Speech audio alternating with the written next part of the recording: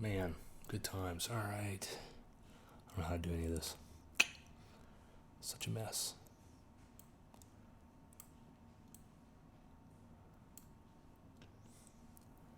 And I don't know how to watch anything. I don't know if it's working. I don't know anything. All right. How about this? Don't like that.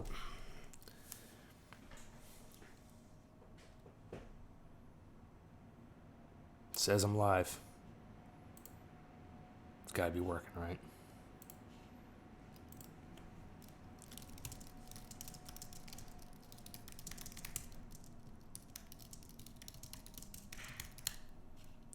All right. So Mike requested. Let's see if this works here. Buddy Mike said that I record this fucking thing. We'll see how it goes. Problem, however, let me try what's this here. This Logic was acting weird. Okay, there you go. All right, so that's looking okay. Let me make sure that's getting through to OBS okay.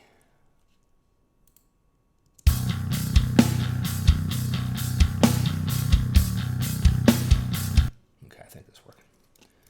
All right, and don't want any of that. All right, we're gonna kill that one. So what I'm gonna do, so usually I have a template, all right? I've got a template that I built. And you should ignore this because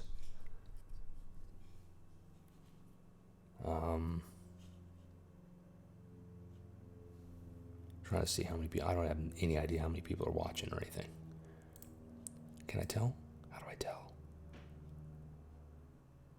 Stats? No. Wrong stats. I need not stats. I need something. Stream information. No, it's not that one. Oh, you know what it is? It's Twitch stats. There we go. 2 whole viewers. Got it. Maybe. All right. It's probably me. I'm probably one of the viewers. Still not showing up for my little stream manager thing. I'm looking over here. Oh, there it is. Cool. All right. Great. I don't know who's in there or not. Whatever. Oh, I see. That's weird. That's awful. Okay, I don't need that. All right. So I'm going to try to do my best to pay attention here. But at the end of the day, I'm focused on this over here. So my usual template is what I just started up here. But I'm not going to do that today. But real quick, I have this template that I start to put together. And it's got a bunch of stuff in it.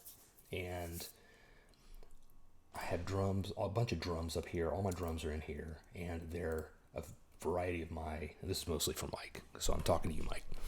A variety of my drums. So I've got Superior Drummer 3 loaded on this channel right here. And this is a summing stack. So it's basically a group. And it's all stereo and all that kind of stuff. So all the drums actually sit across all these tracks here. And Superior Drummer is sitting here. But you'll also notice that, pro tip, when you build a template like this, and you have a bunch of plugins and all that crap everywhere, you turn off those channels. So when you load it loads up really fast, and it doesn't activate stuff until you need it. So when I'm ready for it, I can just come in here, turn on that group, and then it loads the plugins, and then I've got Superior Drummer up and ready to go. And it's loaded with one of my, some Andy Sneap kit too. Great, I just picked something. And it's already sitting up ready to go, and it's loaded, pow, and I'm set, right? So I can do that with like every, here's I have sample drums. I may pull those in elsewhere, and so I set all this up. Here's another drum setup I have, Crim drums, and then here is, what is this one? This was Modern Massive, another drum kit. So I got a lot of drum kits ready to go, right? Oh, you're up here. A lot of drum kits ready to go. So you know, it's all ready to go, and I can get to it. Damage is a big orchestral percussion kit that I use. Eurobass is my bass, my go-to bass, and then I've got the way I approach guitar, right? I'll walk through this template some other time, I think is what I'm going to do. But I've got synths, I've got everything here ready to go, and it's all turned off. And great, but it's also a lot of, it's a lot. And I need to do some more work on it because it's not maybe not the way I'd route it now that I started learning about a little bit more how to do audio engineering and all that. It's not quite set up in the way I want to now. And I've got the other thing I do here, and it saves me a bunch of time if I'm doing this, is all the routing. So I've got, for example, my drums right here, right? These are all routed, but all of these tracks right here, all these channels are routed to bus 7.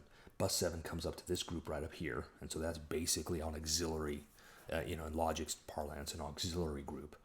And it groups them folder structure-wise as well. That's one of the things that Logic can do. So that makes a folder visually for you to operate and keep things organized, as well as basically a bus, an aux bus. And so all these channels route right up into that bus 7, right? So this channel goes to stereo out, which is wrong. It should not do that. It should be going itself to the mix bus, which is down here. So you can see I've got a bunch of other buses. So let me go over here. So if I unfold my mix bus, which itself is the mix bus for me is the final bus before it goes to the output master. And so I do all of my any mastering and final levels and all that. So you can see all those plugins over there on track 57 right here. All of my sub buses, all my aux buses that are for subgroups. So I'll have drums, bass, guitar, vocals. I have one for synth, orchestra. So you see all these right here. Those are all my subgroups, and all my drum buses should be routing, for example, to bus 20. And so that takes it right in here. So for example, if I come in here, let's get this whole thing going here. Re-enable that. Okay, Superior Drummer comes up. Let me just load a quick groove so you can see kind of what I'm doing here. So let's do Idiot Rock 125, great. Okay, so drop the volume here so you can hear. Okay, so let me just kind of loop 4 bars here. Okay, so I've got this, right? But you can see the signal is coming across all of these channels. So and this is a lot. I'm doing a lot of preparation with this template. It's complex. It's a lot of stuff going on relatively, versus like just blank Logic. But what happens is like all this routing is already ready to go. And when I want to start really digging in, like, Superior Drummer, and that's why I told you get Easy Drummer, because it's a lot simpler. You don't have to mess with any of this. And you don't have to mess with it with Superior, but it's the complexity is like right under there. You want to do one little thing, boom, you got to go right past that thing and go into complexity. So for me, all of the when you load Superior Drummer, you have all these options here, right? You can do stereo or multi-output. I do multi-output, and what that allows you to do is come in here, check the mixer, and go apply multi-channel outputs. And it takes this setup, and it routes individual microphones to individual outputs, and it like stretches them out here. So if I'm playing here, for example, you can see down here, like this shouldn't be basic. This should be probably, that's 1, 2, that's my kick, right? So kick right here is out 1 and 2. And if I solo this, you can see down here, only my kick is coming through now, right? So this is the output 1, 2, and here's my output 1, 2 inside of Superior Drummer. So it's got its own mixer, and you can see all these crazy ass plugins, right? This is a pro con with it. This is not what I would do. So I'm gonna have to go back and retool the template and like make a basic drum setup that I want to use that pulls all of these plugins and all this processing out of Superior Drummer and into Logic. And I'll do it at the channel level at Logic. That way I can have one place I'm looking at all my routing, all my mixing, and all that kind of crap versus here. But for plugins, when presets, when you go in here, you grab one of these presets, they come ready to go. And so you've got all this stuff ready to go. And you can do a submix in here, or you can just drive everything to Unity and then mix it out in Logic, right? So again, decisions, there's pros and cons to each way of thinking about that. But if I wanted to come in here, and here's Here, this will be fun. So let's try this out. Let's load Easy Drummer, which I haven't done in a long time. So God knows what's going to happen here. So it's going to load Easy Drummer, right? And you saw my channels like collapse and go away. So now it's back to a stereo track, right? There's no outputs here. So I need to go back in here. I think you can do multi-output. Okay, pow. Here we go. So now I'm Easy Drummer multi-output. Now, of course, these are all dorked up. So I've got to kind of come back in here and like add a bunch more. There's my 16 channels. And get rid of those. And then I've got to come in here too, like, because now this thing is dorked up, right? So I've got to basically add, if I recall, get this out of the way, do this, and create track. Boink, and it creates tracks for all those in the mixer. So I have views into them, right? All right, I'm checking, making sure people are there. Okay. Okay, I can't see. Sorry, I'm checking my feed thing. I can't tell. I don't know who's here. Doesn't matter. All right. So I'm kind of watching. All right, so anyway. So now I've got Easy Drummer. I'm going to plug in my... Oh, I meant to get my big keyboard ready. Crap. Before I started doing this. Let me do that. Sorry. Hold on for 1 second. I'm going to walk away, set up my keyboard. This will be fun.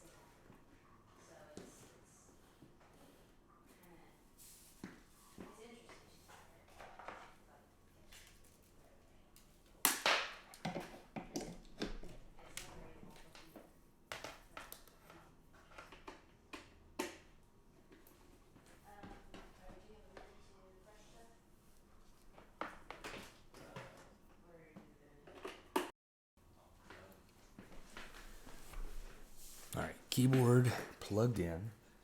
Question is it working or not?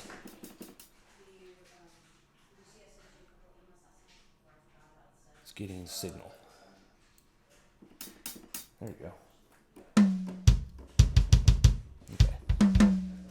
So in this case, yeah, it's coming through, but Easy Drummer itself is still sending via its single channel. So now I just set it to multi-channel, so it should work. Yeah, there you go.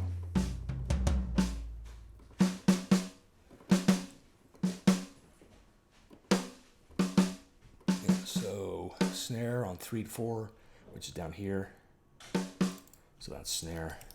That's probably toms, right? So yeah, they're toms, there's snare, there's kick, and then I don't know if they have an overhead. They have a separate channel for hi-hat. There you go. So those are hats, right? So anyway, so that's the deal.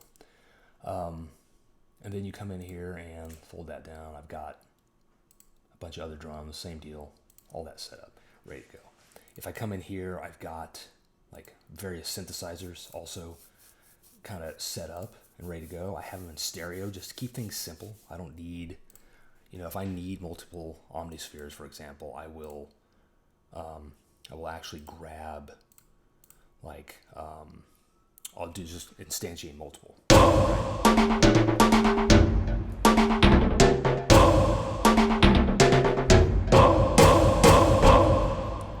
Right, so that just comes out. So, but it's all routed, ready to go. It's all going through the mix bus, or should be, except where I screwed it up. There you go. Oh, good. I've got a spammer in my channel. Yeah, fuck spammers. Can I ban ban that motherfucker? Oh, that would be great. No, I don't want to reply. Oh, I'd love to just mute that guy. Fuck him. Did I mute him? I don't know. Anyway. I don't know how to work this. Yeah, thanks, Archdrone. See, I need mods. You want to be a mod? What is shield mode? I don't know what that means. Well, whatever. I'll deal with it later. Okay. Great. So I'm going to watch over here instead. Easier to read. Fucking OBS sucks. All right, so I guess my point is, fuck all this shit. Oh, there he is. Sub Jones. I know, I'd like to ban him. I just don't know how. Fuck him. If I get more of these people, I'll just not do that. Or I'll give you guys the ban hammer. Make you guys moderators. And you can ban everybody. That'd be great. You'll have literally ones of people to ban. All right, you missed it. I'm looking over here because this is where I can see, but my camera's over here. I should have a second camera set up. I should do that. Mike, did you catch any of my talking before now? Because I was talking about my template and how it's fucked up and you shouldn't use it and how I'm not going to use it today. But if you didn't catch it, I'll go back over it real quick and tell you why I'm not going to use it today.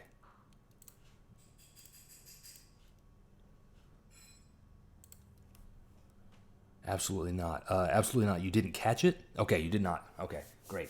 Let me go over it real quick and why it's fucked up and why we're not going to use it. So, and also, it's fucked up because it's also wrong in a couple spots like this. Should not be that. That should be over here. So, I was basically talking about how,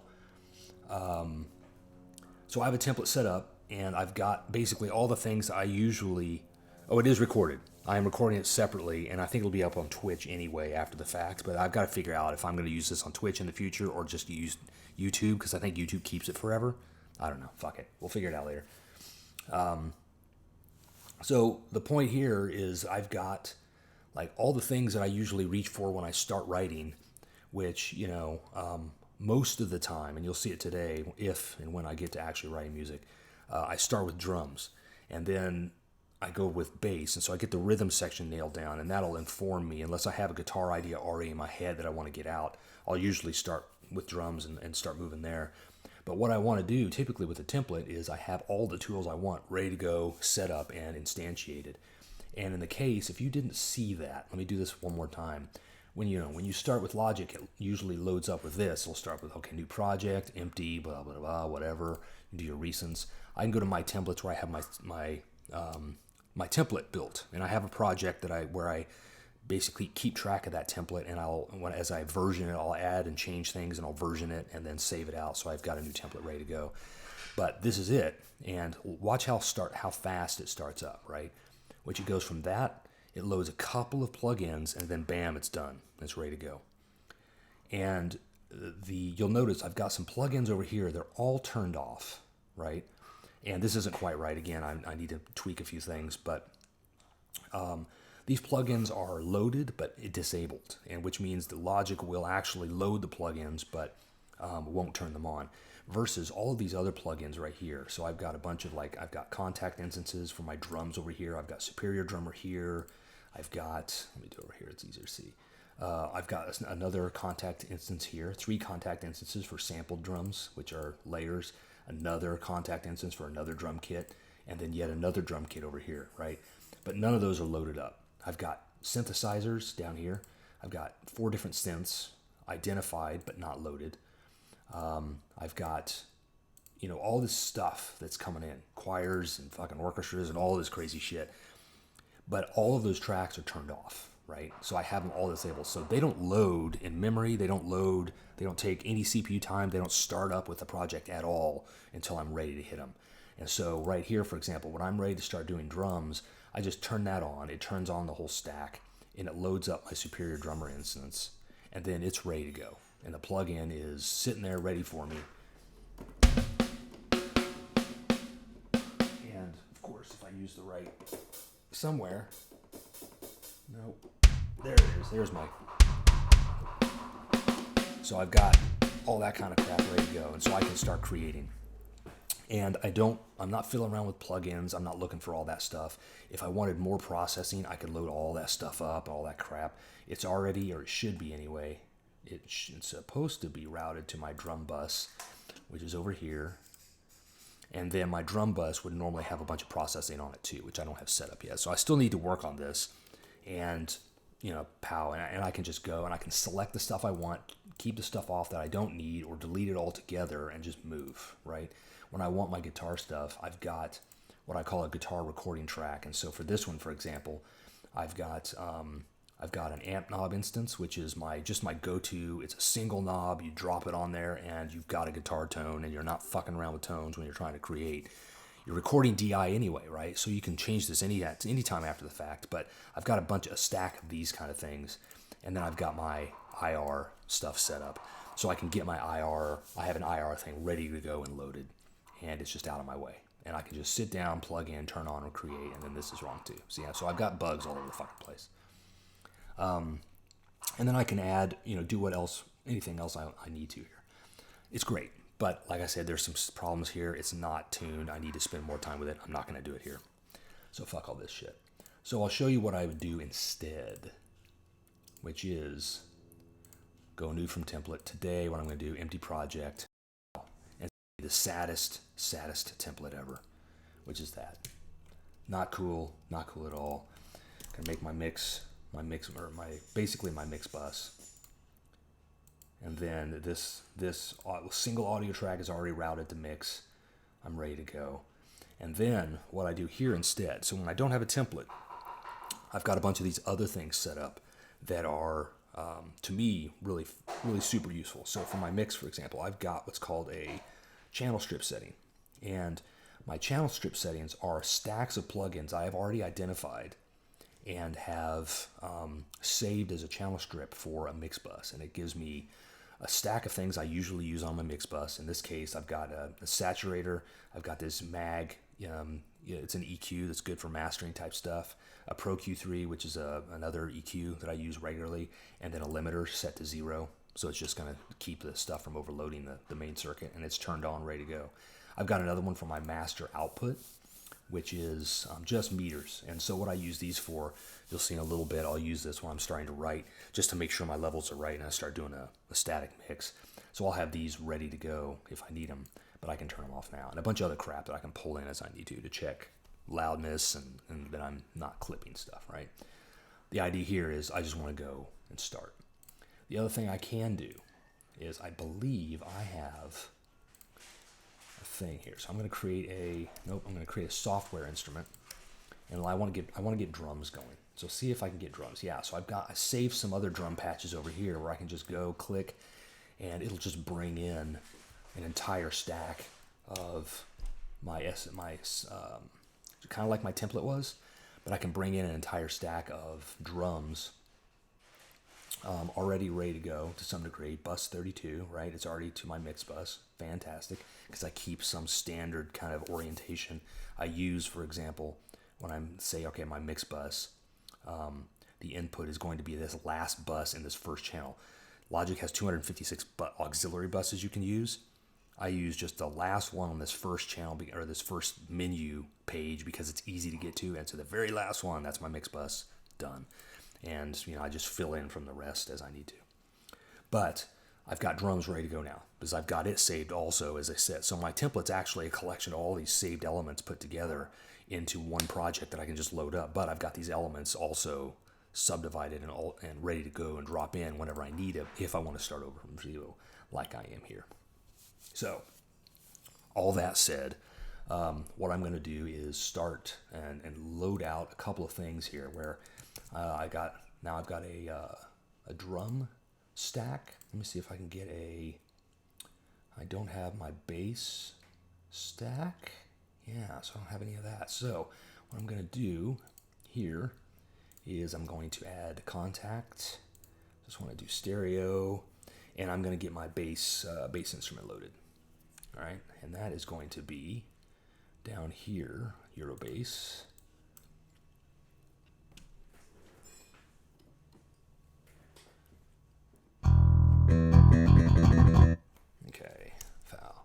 And the other thing I'm going to do is I'm going to drop this down to a lower I/O buffer size, which will let me play faster. It'll feel like I'm actually playing an instrument that's like responding to me.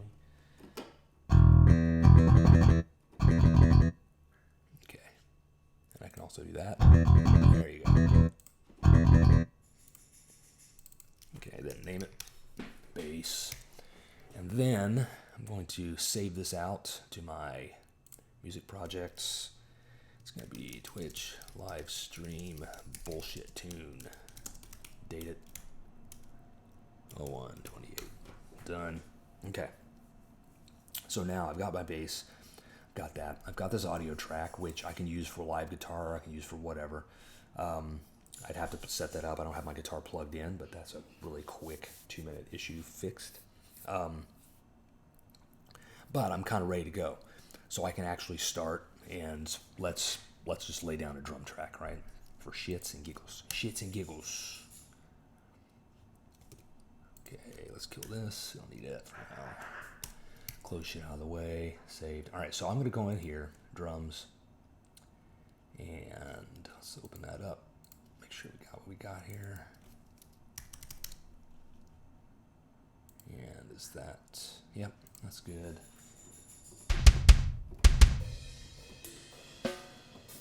Okay, good. All the multi-channels are working. All right, so let me show you what I do with drums. So a lot of different ways I can, yeah, thanks. I like the name. It's going to stick.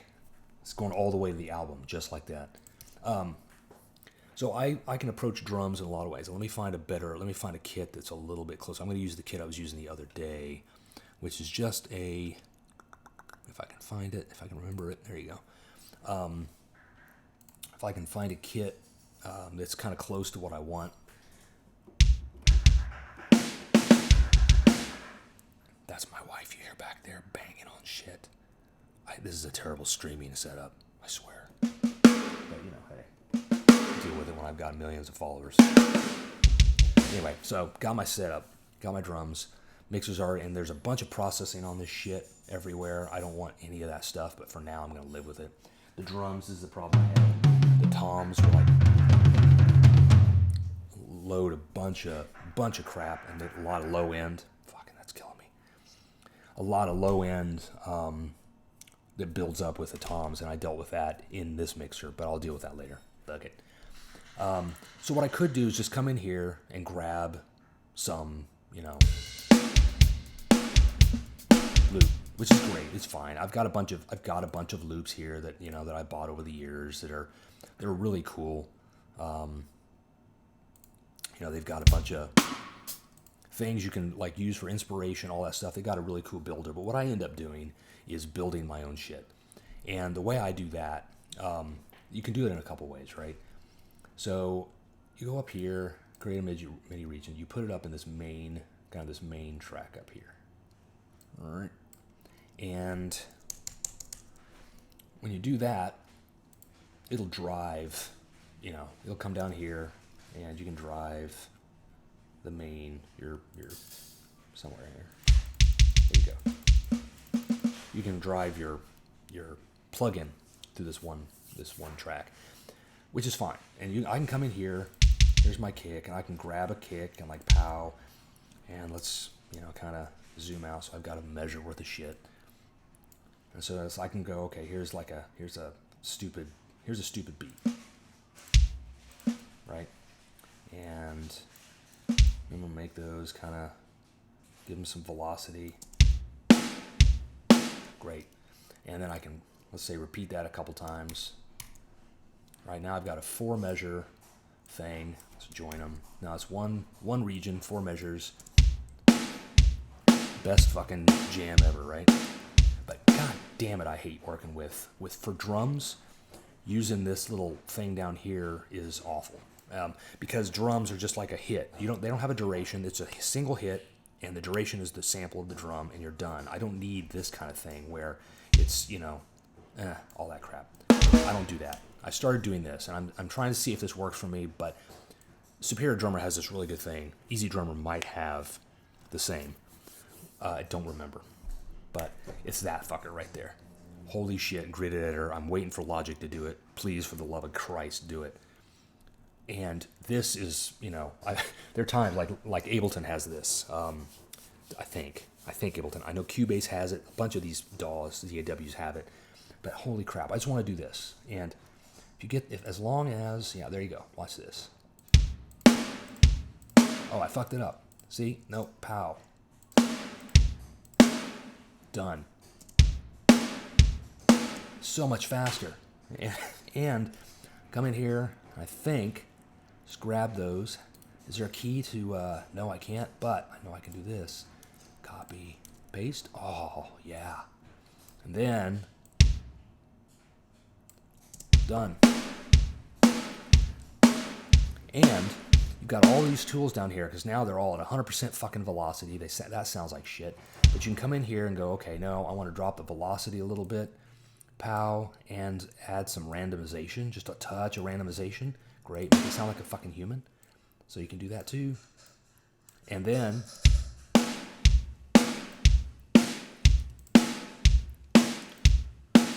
fantastic.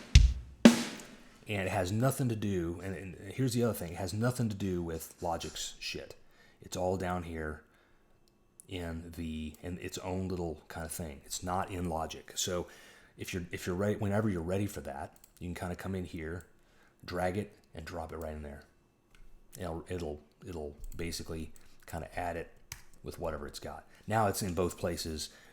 Superior Drummer recognizes also that it's in both places, and so it stops following hosts and all that. So you got to pay attention, but for the most part, hell with it, just build in here. But I don't want some stupid shitty ass 4 on the floor thing, right? So what I'm going to do instead, so I'm set at 8th notes here. I want hi-hats, so let's add a bunch of hi-hats. We're just going to kind of draw it in there. Right? Pow. Now it sounds like a shitty Michael Jackson song. Let's add some randomization. Dynamics don't work. Still don't have figured out that. So,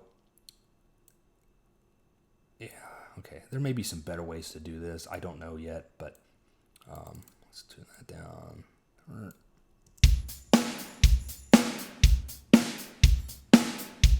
But I also don't want, again, this. I'm not making a fucking pop song. So what I need is a volume. I can't hear shit. There you go.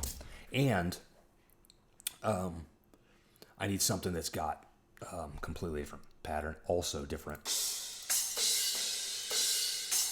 That shit right there. So take all those, move them down, right there, right? Yeah, that's too many.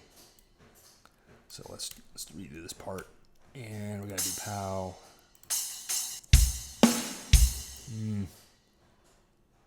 Yeah, that might work. We're gonna delete all this stuff here, and let's do that. Okay, so this is kind of what I did the other day, right? Where, so I want, in this term, okay, great, my power hand is right here on the cymbal, and you can also, I think, mess with this up here, so it's noticing your power hand. You can move that around, I think. That's kind of cool. Yeah, whatever. Splash. All right, so now I want to, see, can we, nope, fuck that. All right, we're going to add, so need to figure out a rhythm. So I start playing around. Let's see what happens here.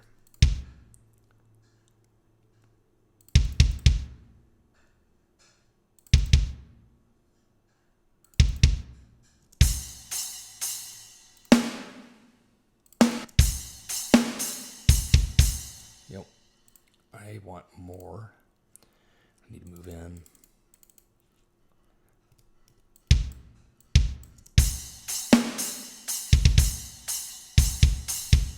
Okay, there you go. So that's an actual fucking rhythm. I can live with that.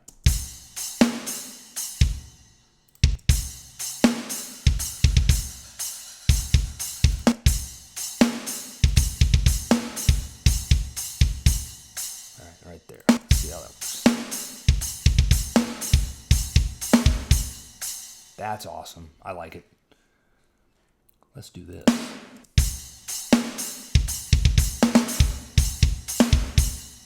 All right, so now, here's another cool thing I was messing with yesterday. So, with Superior Drummer at least, again, don't know about Easy Drummer for you, Mike. Yes, good, yeah. Sorry, I need to keep reminded to look over here, answer your questions. Power hand, so with drumming, one of the concepts is like usually there's one element, even if you go listen to metal, go listen to technical metal, progressive metal, rock, any of that. When you hear a drummer and they're all over the fucking kit, and they've got a kit as a fucking mile wide, it wraps around them 3 times, 18 levels and shit. Even no matter what they're playing, there's usually one element of their kit, and they usually do it in the hand. That is what they call the power hand, which is usually keeping the beat, and it's either quarter notes, eighth notes, 16th notes, or something. Sometimes if they're going, they'll like hitting the hi hat, so they may have hi hats with a snare in there, but it's the regular rhythm. And it's a quarter, eighth, 16th, and it's constant and repetitive, and it's like their metronome. And so when you're trying to figure out like what is the actual tempo or beat or whatever, you can listen to the power hand, and it may move. So it may be a cymbal, it may be a hi-hat, hell, it could be a tom or a snare or anything. But there's one of those, or like an element, and that's typically a power hand. So they're saying that thing is keeping the time, and then everything else that they're doing is around that power hand element. So what I did was basically, okay, I've got my quarter notes down there and moving on, and then everything else is like around it. And I might pull a power hand out, or I may move it for a minute, for just a second, or a hit or two, but it's just that constant beat that's going on. All right, so now I've got this main sample. That's my main snare hit, right? I've got these other snare hits, right?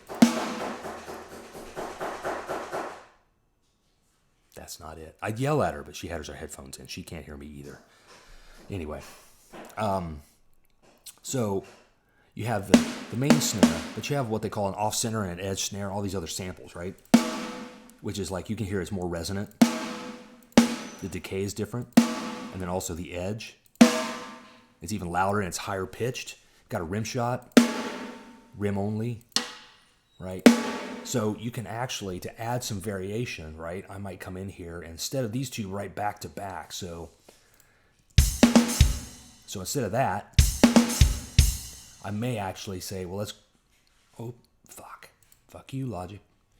I may come in here and say, okay, let's do this. So it changes it from this to something like this. Like it's just it's more variation, right? Let's try the rim shot. That's pretty cool. Now it's also a lot stronger too, so I may actually drop the velocity a touch, just to make it not an accent. Yeah, now I don't like it as much. There you go. So it changes the timbre, changes the tone a touch. It's kind of cool. All right, so now I've got 2 measures of this. So what I'll probably do, let's grab this whole thing, let's copy it over here. So now I've got 2 measures of that.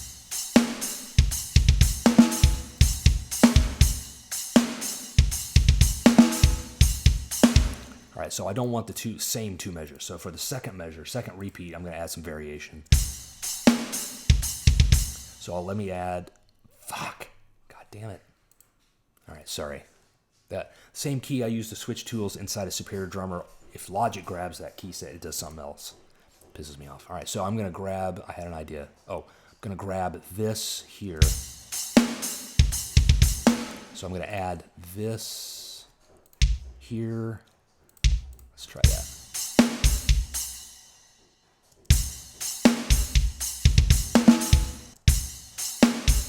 Don't like it.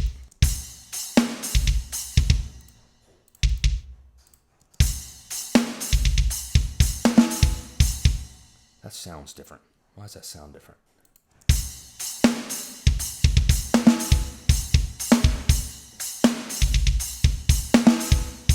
Oh, huh. My velocity is different. That's why. Fucking goddamn it. Motherfucker.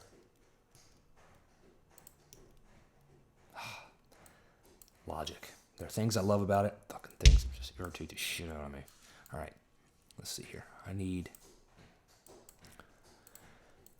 Okay, I want the velocity cranked. I'll deal with that later.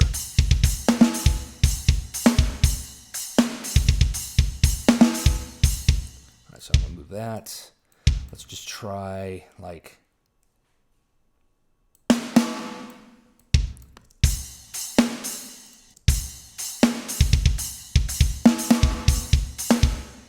Okay, this sounds stupid. Move that to the front beat, downbeat. And then for this, so usually I could do like a,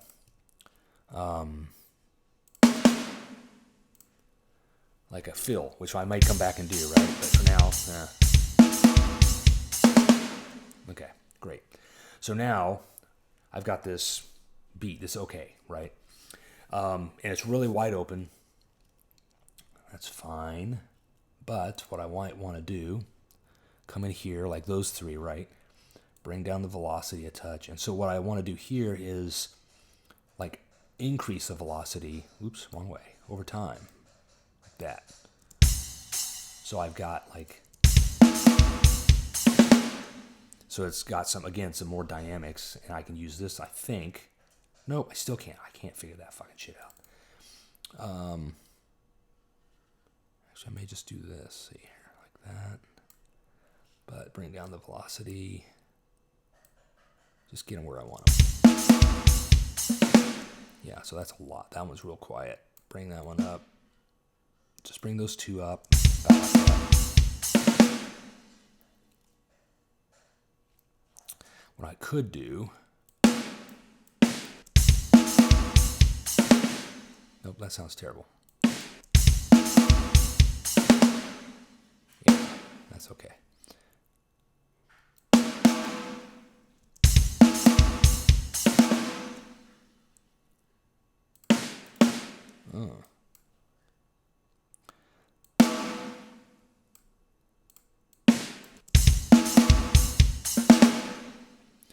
Okay, pow.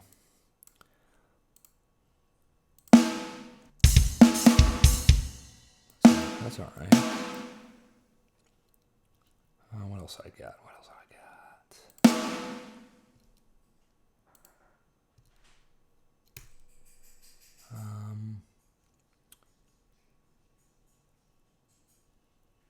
I don't know how it's setting velocity.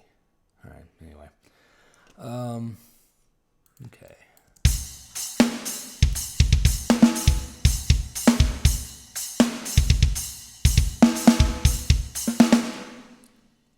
Okay, so let's get sure this sounds right. Okay, that's fine for now. What I'll probably come down here is let's lower the velocity on these little fuckers.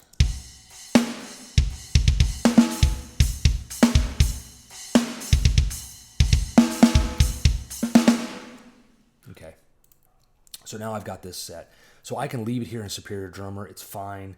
What I might do is I can drag it out here. I can also bring it back into Superior Drummer. That's a thing, but I'm not going to mess with that. What I am going to do is create this MIDI region out in Logic, which is empty, just to let me know there's shit in here. It's not in Logic itself, so I can't see it. Once I close this window here, this Superior Drummer window, it's out of my sight, and I can't see it anymore. So I don't necessarily want to do that. Now, the other thing I'm not super happy with that sound. Superior Drummer, this is again where I start to get into this thing where I'm like, okay, I'm going to fiddle around with this. Sometimes it's conducive to, like, it slows me down a lot. Sometimes I'm like, nah, I need to, I need to just move on and keep going. But part of it also is like, well, I want to be excited about what I'm hearing as I'm writing. It'll change the way I approach the writing and get invested in it, right? So I spent a little bit of time doing this. So what I'm going to do here is take a look at this drum. You can take any of these drums and swap them out in Superior Drummer. All these fucking snares, all these fucking kicks, like all sorts of drum kit, right? This is where you get into the complexity of Superior Drummer over something like Easy Drummer, why it's also more expensive because of the sampling that's coming with it, all the samples. So what I'm going to do here, take a look at this kick. This is actually called what's called a hit stack. That's the sound. It's actually comprised of two different samples. That one and that one, right? So I want something that's a little less like woody or like muffled, you know? It's like, that sounds pretty good.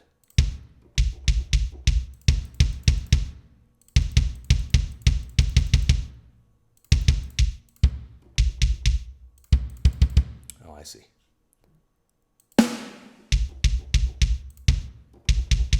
Okay, so I was just sampling that. So that woodiness, that muffled, you know, so it's okay. But I think what I might do is see if I can't like fill it with a little bit, which includes turning this fucker up, like tuning it, just a touch.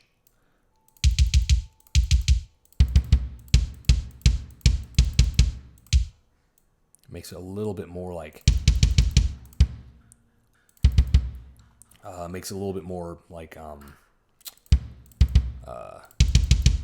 higher, clicky, right? And then what I may also do is see if I can't find like some other sample here.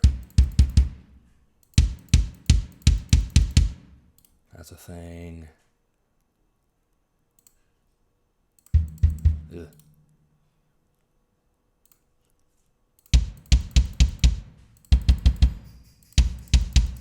That's kind of cool. All right. Okay. So let's try this again.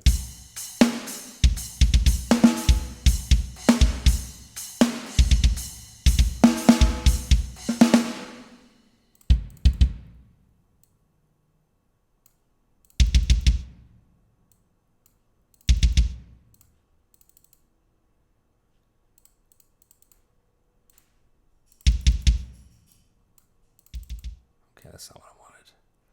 I wanted that. There you go. Okay. I'm going to turn that down a little bit. There we go. Okay. No. Man, this thing is fiddly.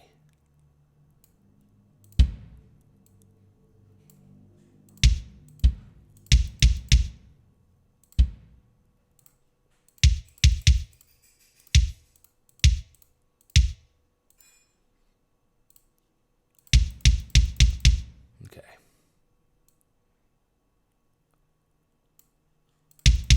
My guess too is what it's doing is got compression on it. Yeah, so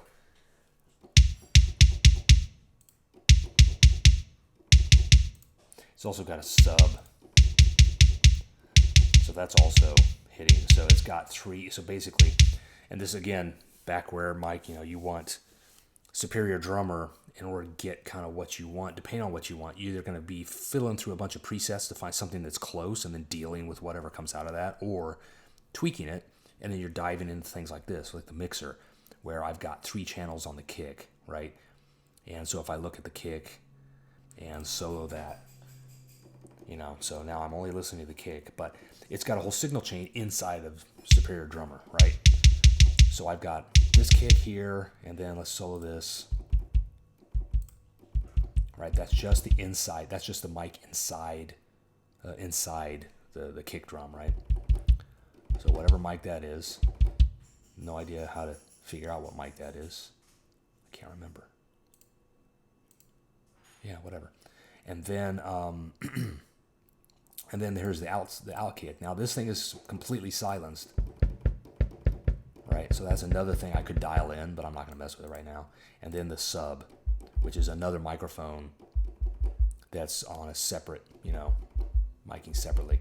And then you blend those together to get some version of that, right? But you've also got this X kick. That's that second sample over there. That's that clickiness that you're adding with a second sample, right? So I want a little less of the clickiness. Bring that down a touch, but it's also a lot of the volume of this kick, right? So, What is that doing?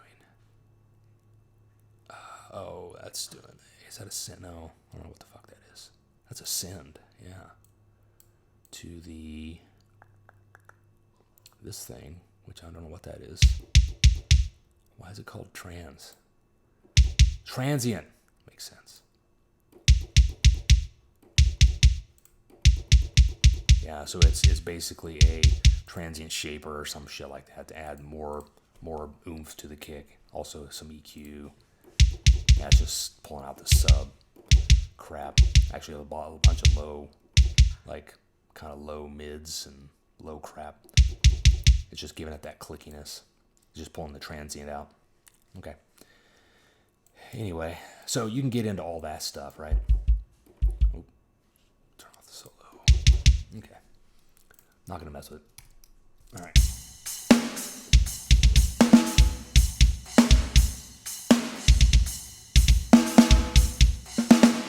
Okay, so now I've got this thing. And more importantly, here's what I'm going to do. I'm going to come in here. And what I'm going to do, just to keep it, because I don't think in here, can I loop this? Is that right? Oh.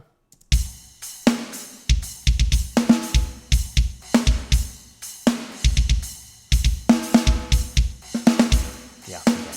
It'll loop separately of the rest of the shit. Okay, so now I've got this looping drum kit that I can actually use until I'm ready to pull it in. So that's all set. Fold that back down. Now let's get my bass going here. Low E. Ooh. C. Too low. All right, so if you didn't know about this mic, one of the things you do up in here, customize control bar and display. Turn on a bunch of this shit. I turn off software monitoring. I don't need that. I've always got that on. But like all this kind of crazy shit, I have this turned on because, man, I need it a lot. That one right there is low latency monitoring mode. So when I'm using a lot of virtual instruments like this bass that's driven from a keyboard out here, which I don't know if you can see. Let's see. Oh, yeah, you can see a little bit of it. Hold on. Let me move my camera down. How's that going to work out? Yeah, useless. Need more cameras.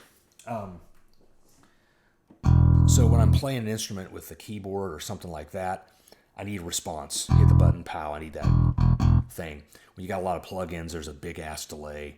It could be like, hell, you'll feel like a 50 millisecond delay. It's fast. Your ear will discern that like click and then you hear the sound. It's really hard to work like that. So you turn on low latency mode and it basically turns off a bunch of plugins and to give you the best response between hitting a note and hearing something coming back out of the software so you can keep things lively. It doesn't sound as good because a lot of your plugins and processing may go away, but it's just temporary. And you basically hit that button and then when you're done, you go back to your normal thing. And then the other thing too is make sure your buffer size is low. Keep mine as low as 128. 64 is pushing it, and then at some point it may freak the fuck out.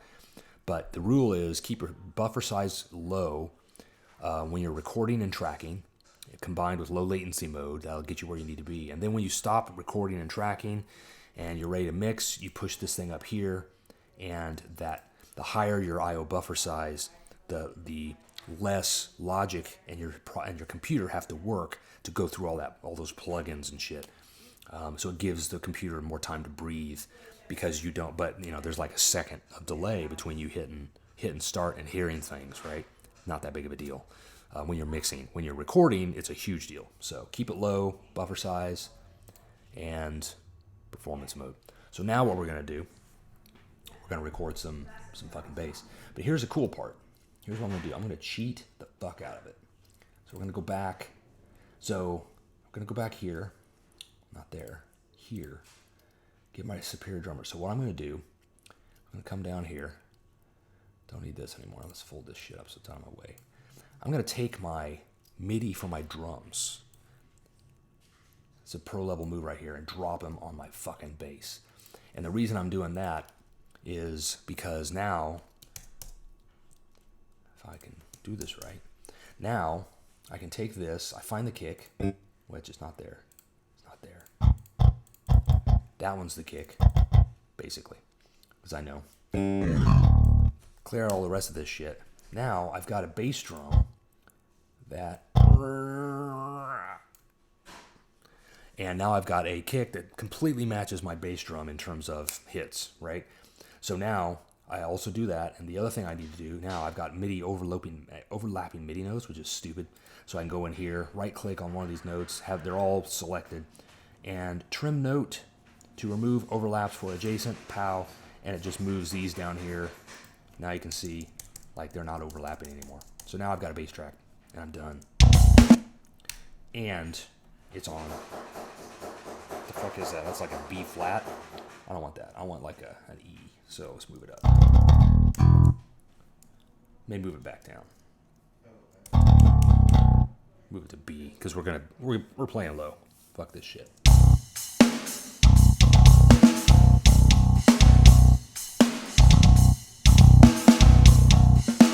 So that's cool. But what I might do is kind of grab some of these and like extend them a little bit. So it sounds like I'm actually meaning to do that. Let's try that here. Let's see what happens.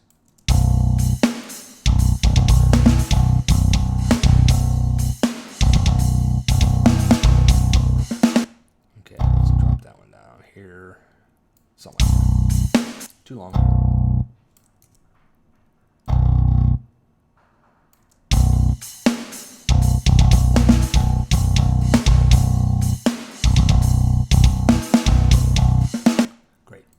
So now, they're also all the same friggin'... Oh, wait a minute. Where are all these? I've got more notes. Oh, they're hiding. Kill these. Boink.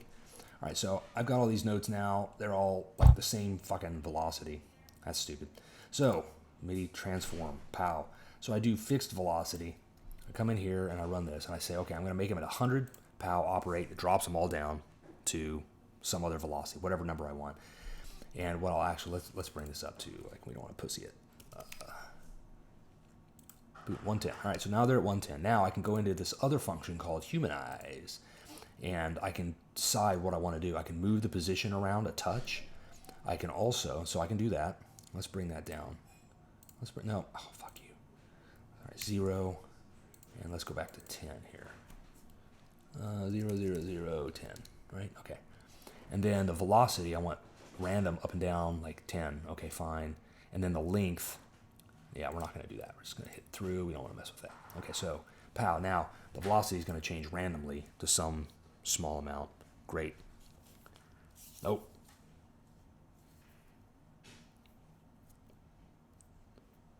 Yes, it will gent. Gent? I don't have the right bass for that, but I'm working on it. Oh, you missed the part where I put the gent bass emulator on, because I've got DI bass. See, it's DI bass. I'm going to add, and you're going to be proud of me before you go. Check this out. It's Neural. I'm trying out this new thing. Haven't bought it yet. Neural DSP Dark Glass. Once it loads up. Yeah, thank you, Neural. I like bullshit. Yeah. So there you go. I've got Neural. Now it's gent. But I don't need that much. So bring that back down here.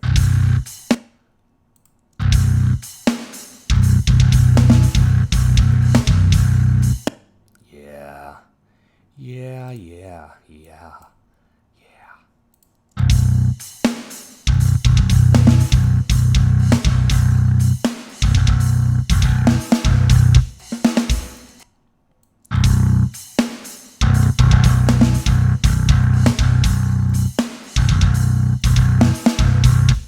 There you go. So pow, now we're done. Now we're good. Okay, I'll see you later, man. We'll do this again or something. now that I've spent the fucking hour it took to set this shit up so I can stream. But I'm recording, I think. As long as that doesn't go to shit, it'll be fine. All right, anyway, I'm going to keep going. I'll try to talk to you about it like you're here. But I also need more of that.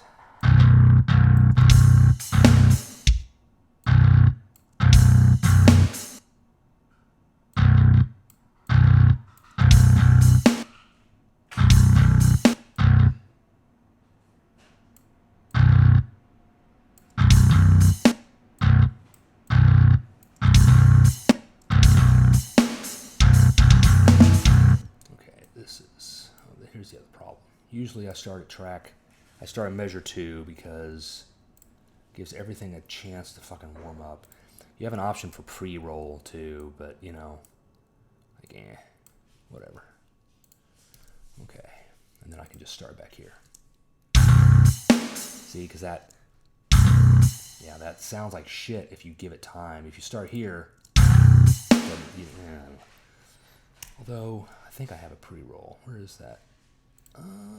Playback pre-roll. There you go.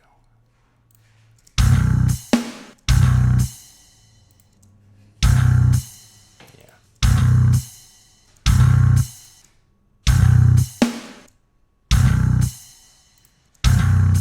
Okay.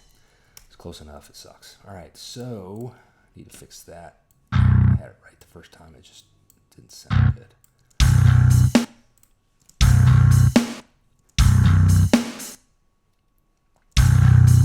So what I want to do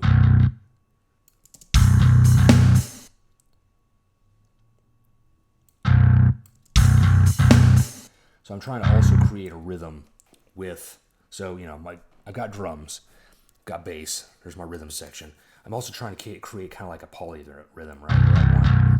Where I want the bass to be doing some stuff in between the drums and around the drums, but also with the drums. And then it's got to also stay out of the way out some fucking guitar, which is also going to add some rhythm, right? So now I've got too much. And I want this over there.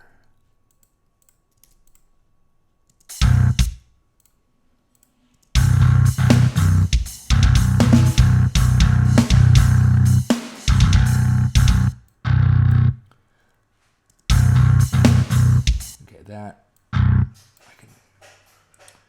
Let's see if I can't do this here. No, get back over there. No, get back over there. There we go.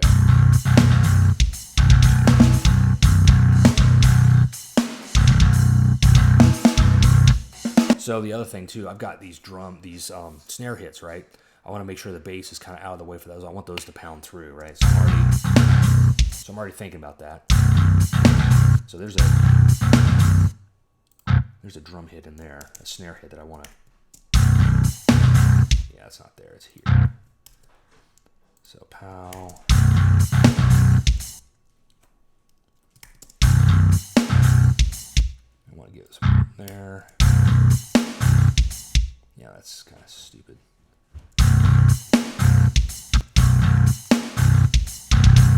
Sounds like ass. Let's kill. Get this going back again. Let's see.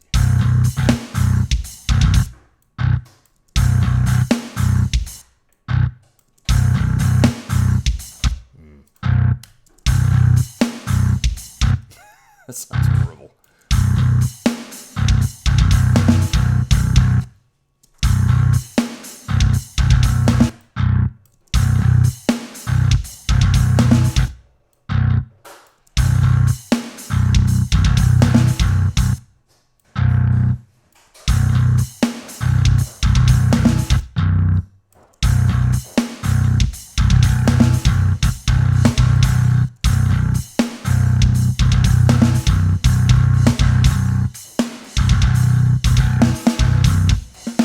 The other thing we're going to do is, we have one note here, which is great. So let's see if we can't just add a little bit of variation here. And maybe let's bring that down. We're going to add an E here. Nope, I want the fifth. F sharp. I want it short, real short. Not that short.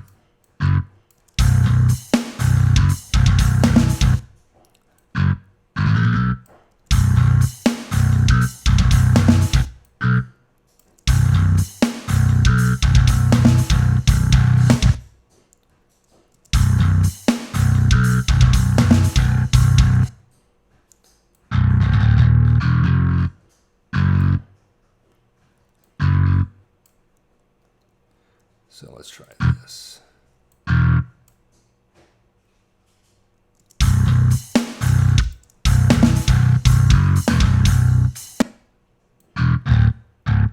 Half steps are cool. Okay.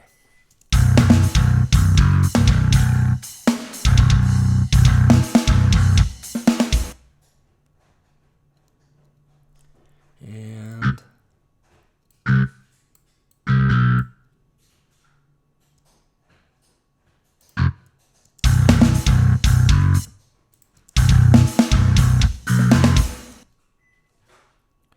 the other thing too, with Contact, with Eurobass specifically, is articulation. So he's doing, this bass player right now is doing, also we can turn up the humanize, good stuff. So that'll add more variation to the notes.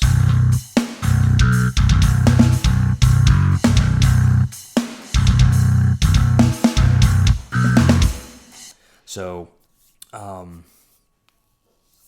he's doing alternate picking. So with this thing, I can actually come in here and say, no, I want to do down picking, for example. He doesn't have in this one, I don't believe, he has slap and pop, but no like finger work. There's another library I'm thinking about for that. But for now, what I'm going to also do is add this D2, which is it forces the engine to use D-2, forces the engine to use down picking, downstrokes. So what I basically do is come in here, grab this, and make sure this is present through the entire thingy. And you'll notice now when I do that, instead of alternate picking, that's going to switch to pick down.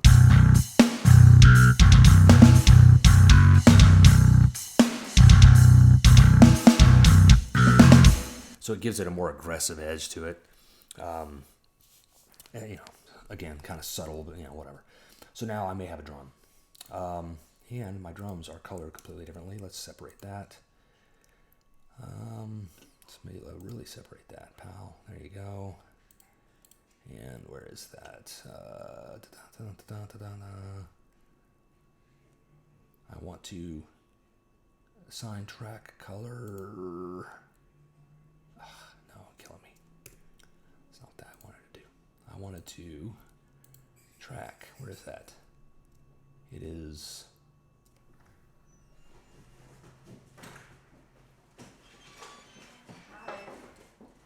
There's a window for this, or there's a thing for this.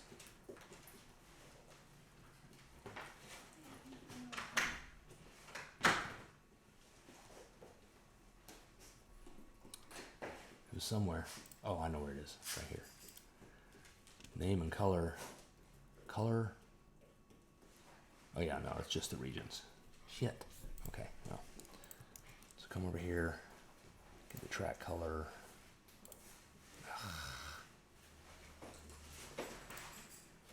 Okay, track color val. Done. Then you can color regions by tracks. Done. And also name regions by tracks. Helpful. Okay, and they've got shortcuts for those, and I can't ever remember what they are. What is it? In color. Option Shift N and Option Shift C. Great. All right. Done. Okay, so those are all good.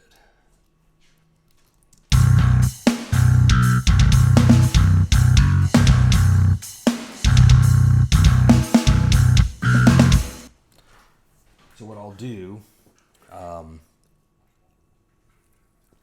get some version of that, and that gives me a little bit of a template for what I'm going to think about with my guitar, which is what I'm going to do next. So let's get our guitar rolling. So I've got a see, make sure everybody's going bus 32 good. Set the input to analog 10, and then I'm going to drop in my setting here, and I've got a setting for guitar ready to go.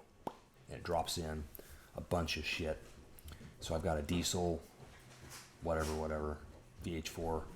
That's a diesel. That's a cool amp. And then I've got my this thing ready to go. So let's turn on this and that.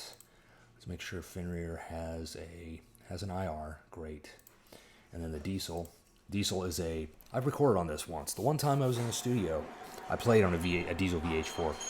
It is complicated. 4 individual channels, varying levels of gain, big amp, complicated. It's supposedly brilliant. It's not my cup of tea, but it's kind of cool. So we'll use that, and then we may need to make sure somewhere in here, effects rack, yes, is the recording chain. Yes, I don't want that. No, I want no recording chain. All right, because I am using bypass. Yeah, okay. Yeah. I'm using a separate IR. So this is their IR recording chain thing. So it's going like, driving it through their version of all these amps. They've got all these cabinet IR simulations, which is great. That's fine. It comes with it. But I don't do that. And I'll end up using my own IR stuff because I've got a bunch of IRs I prefer. Again, it's just, dealer's choice, whatever like that. All right, so I'm going to set up my guitar over here.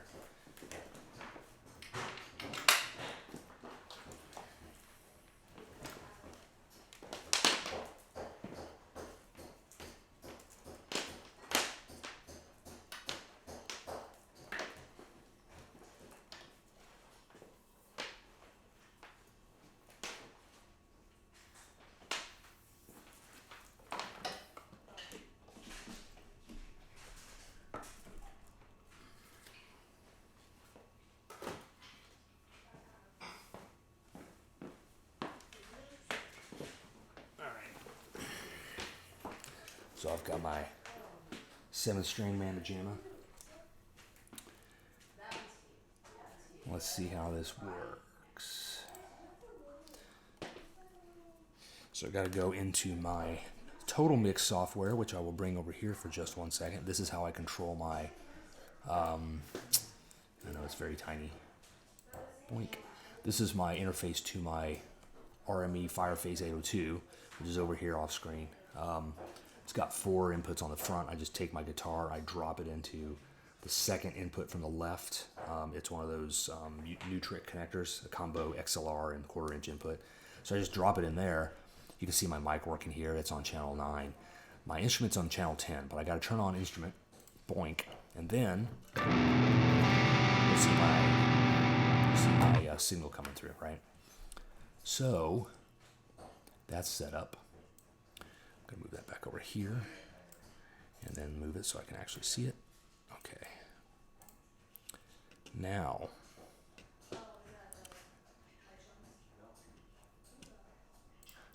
I'm here. Let me get back to my effects rack off. Oh, fuck it, I'll just keep it on. So now here I am.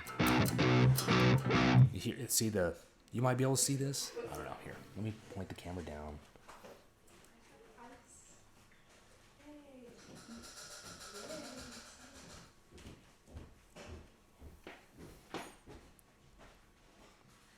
There you go. You might be able to see the difference here. I can feel it. So, low input monitoring, low latency monitoring. Turn that on. Makes a huge difference, right? So that's fine.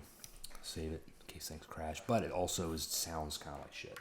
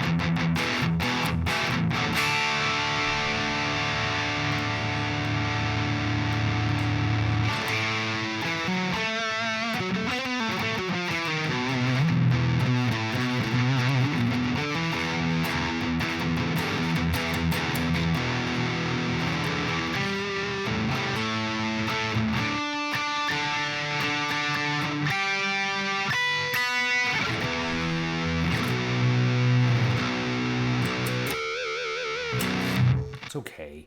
But again, this is where I'm like, yeah, fuck it. We're just going to turn that off. Come over here and make sure the cab is off. This is just a single knob, gain, turn it up, ready to go. You don't fuck with it. And I'm shoving it through my fin IR with my own IR.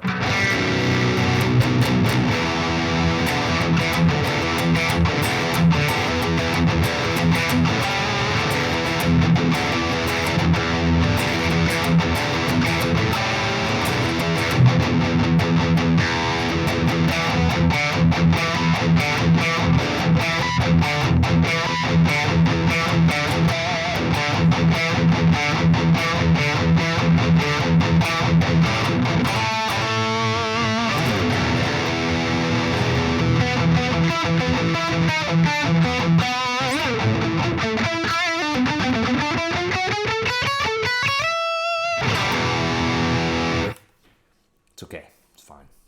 But I can also fiddle around. Let me see. Find some other shit.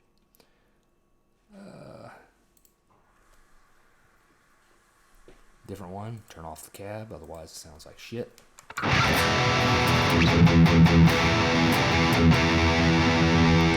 Tuning isn't bad.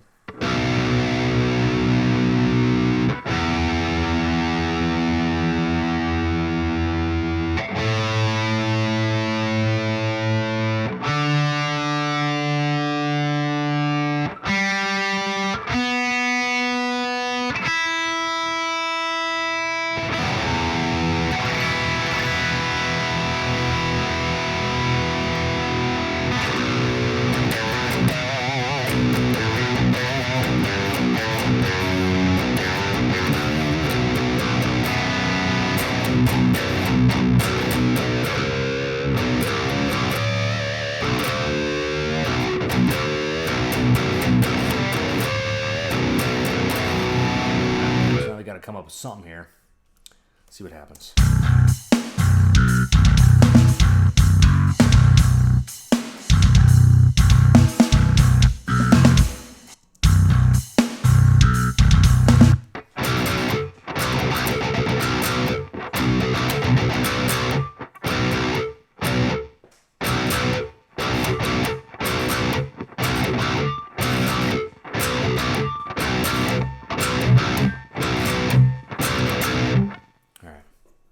Try it. Oh, here's the other thing I like to do is come back into my drums so I can know I can totally do the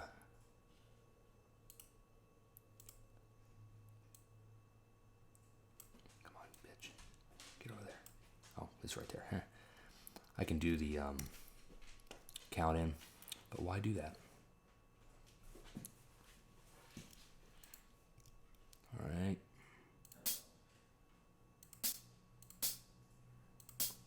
Count in.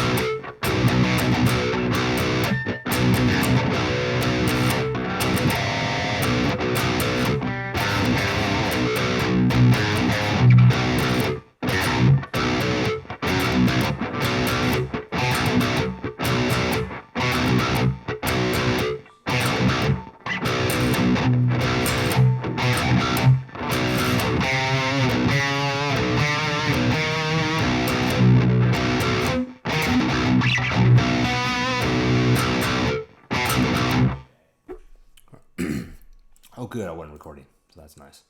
All right, we're going to do that again. Let's increase the size of this little fucker. All right.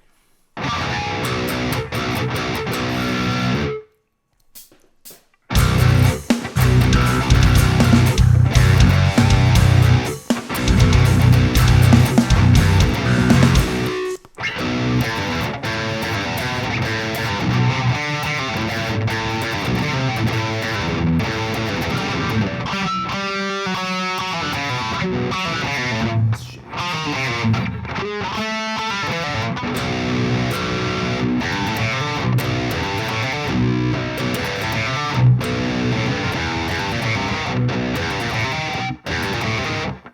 right, let's do that again.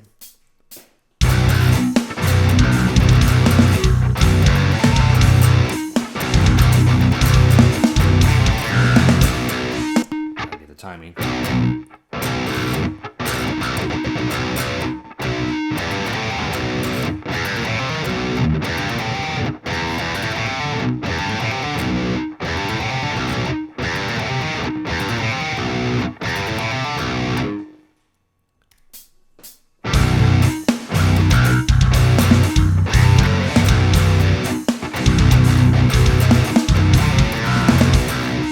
Stupid.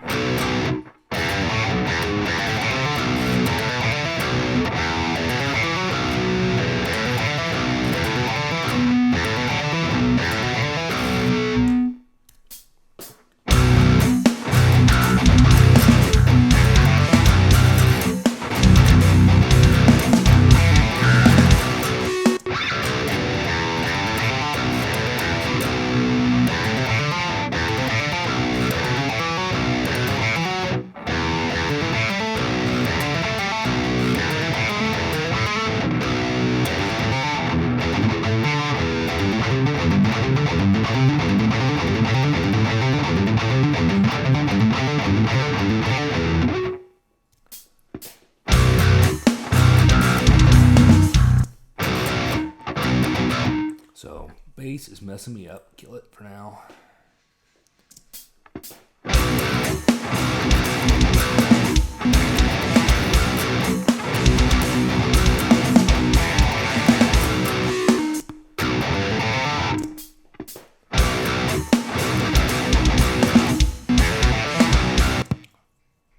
That's messing me up too. All right, let's keep going. So this is usually also why I have a second audio track. Oh, let's not do that. Let's do this. Poink. So I grab that guitar. So guitar one. And I'll grab this and I'll just duplicate it. And basically I can mute this and I use this for tracking. That way I can also create more and kind of pan them around. Maybe I'll try that in a minute here.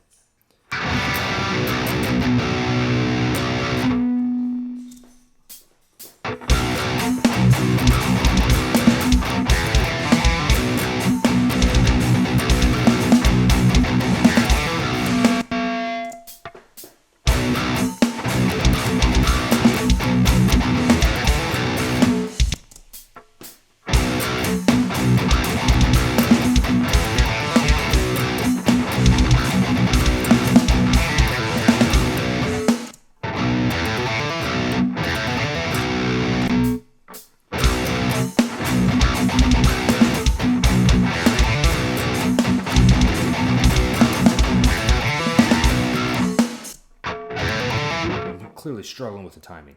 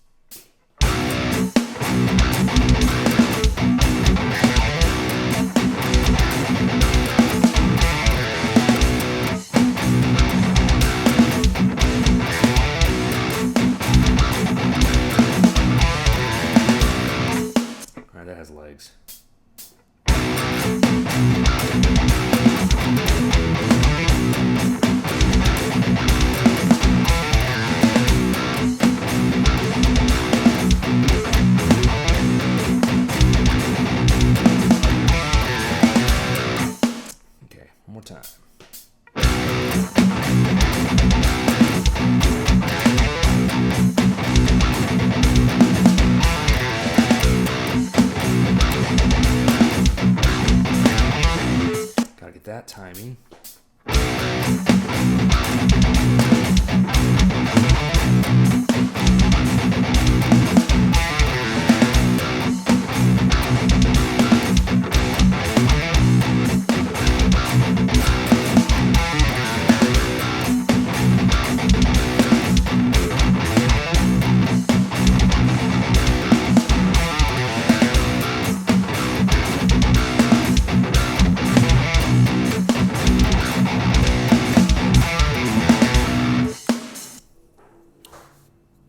Yeah.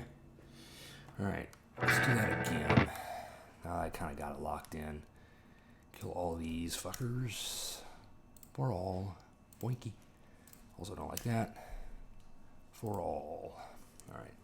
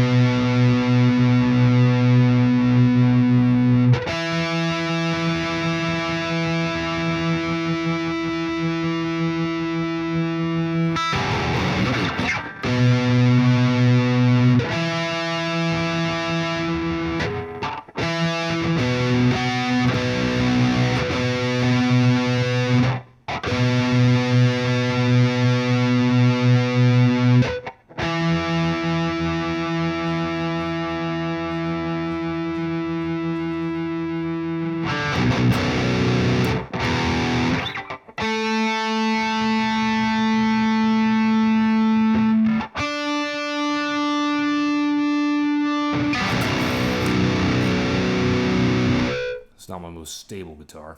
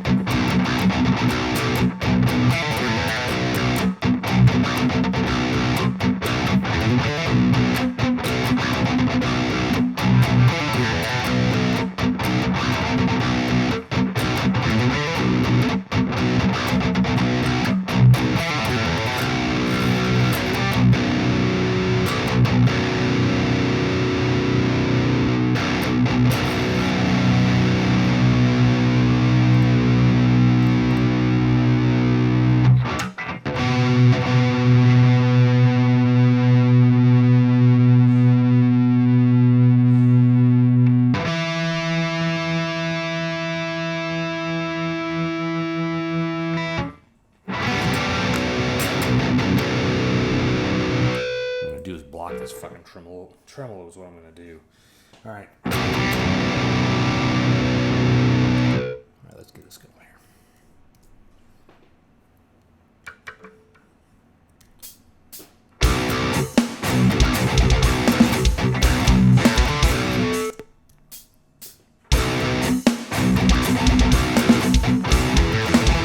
Shit.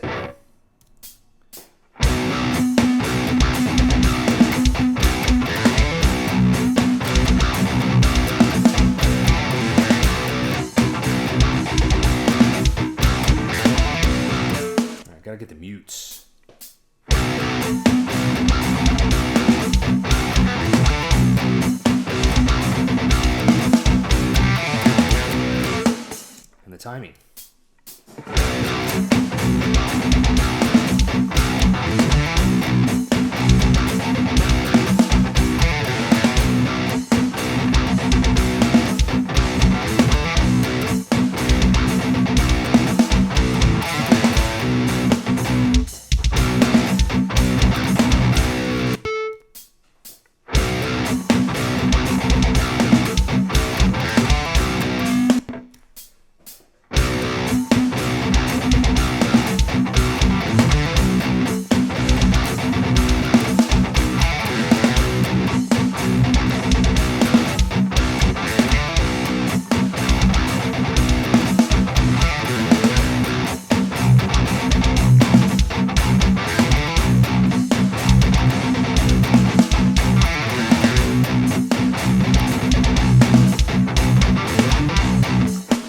That's kind of fun.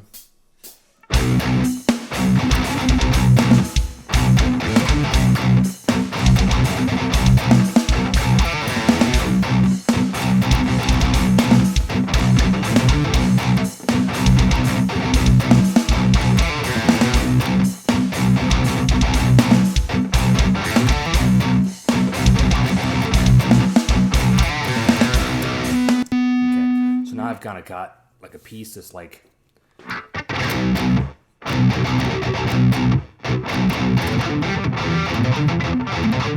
as long as I can keep it quiet and muted right,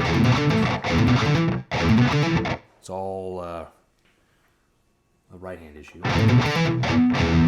Some of it's a right hand issue.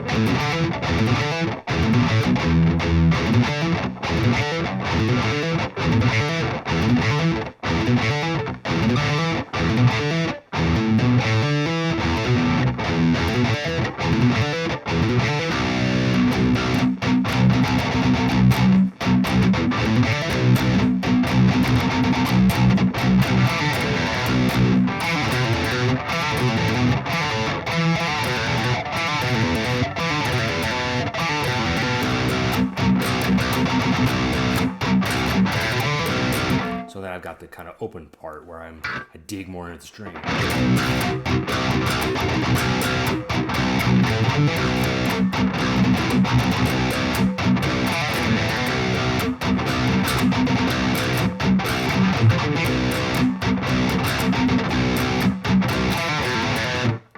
Which is cool, but then I can clamp down for like the verses or anything like that, right?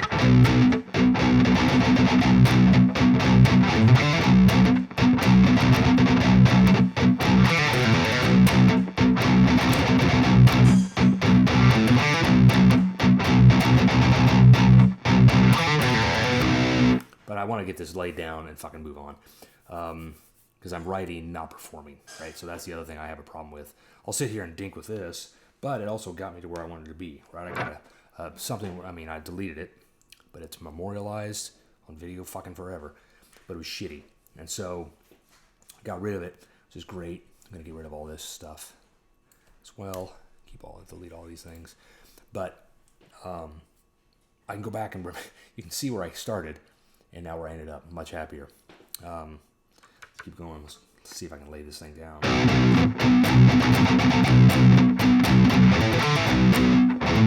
And I can always punch in later and fix it. Okay. Anyway, let's. And here's the other thing too, right? The good thing is I'm using I'm recording basically DI. Guitar's going straight into the interface. And I think my level. I haven't checked my levels, but they should be fine. Yeah, as long as I'm not overloading the interface, I'm going to be fine. Because I can always come back in. And I've got a lot of gain on here, which is fun for playing. But when you start to stack guitars, fuck that.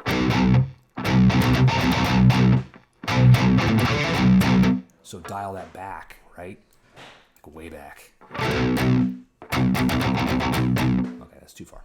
But, you know, the point is...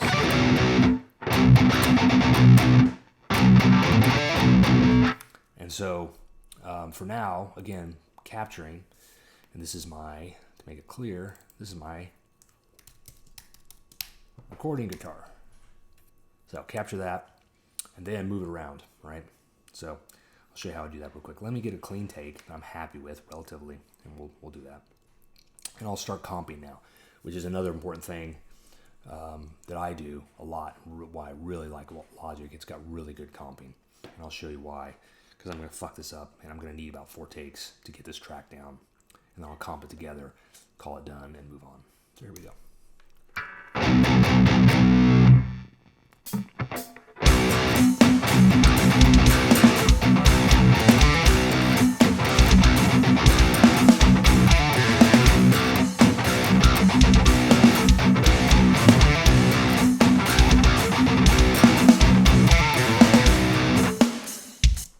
Won't need a comp. Okay. That is good. All right, so let me get my scissors tool. Kill that. Bring this back like that. And I've got a comp. I've got a take. So now, drag this up here. So this becomes my left channel. I'm going to duplicate that.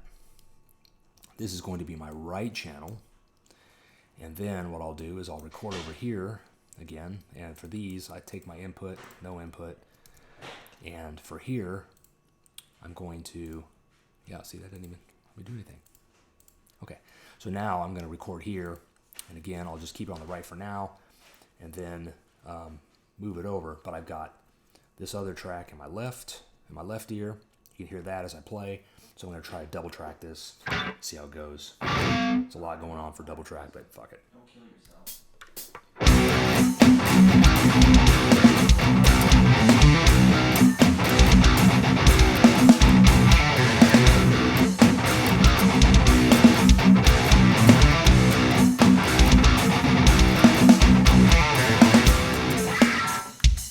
All right, so I fucked up one little part in there, at least one part that I was paying attention to, and let me figure out where it is.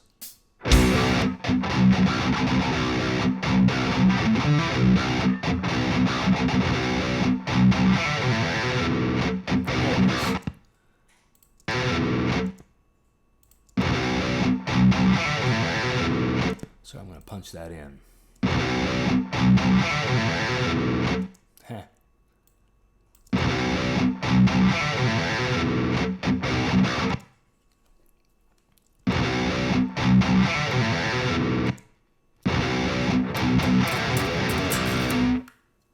Oh, good job, Mitch. All right. How about the rest of the band?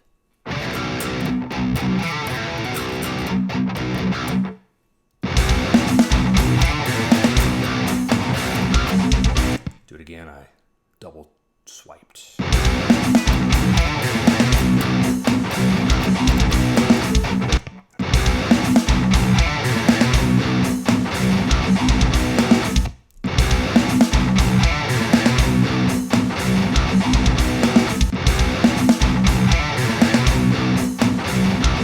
I think I double swiped.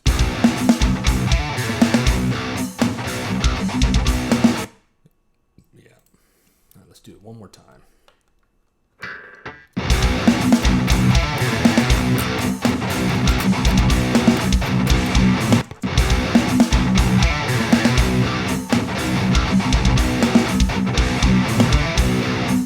Okay, now, so now what I'm going to do is I need to find, there's another spot in here I was not happy with. Right there, I fucked that up. So. I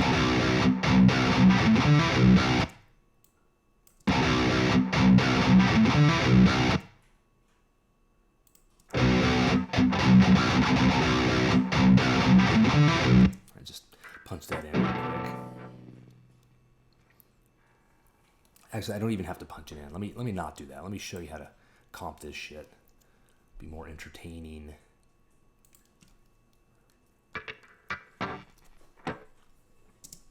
Not helpful. Okay.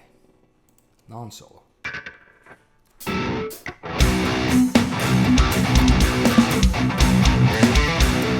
Not good.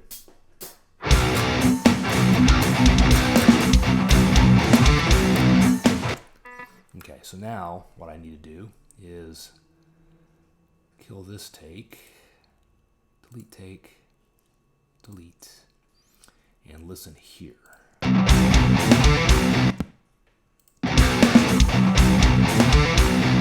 So what I can do is basically kind of come in here. Well, that's helpful. That's useless. All right. So I want...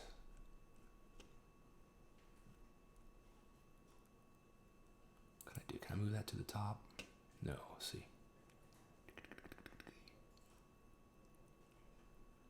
No, I want to... Can I move it to the top?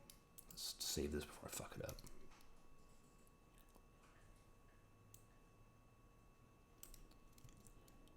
No. So what I really kind of want is I want all of this, right? That was the take I liked. And then this one here, right there.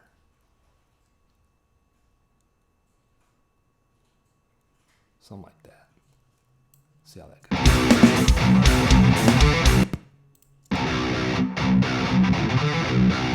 That's good.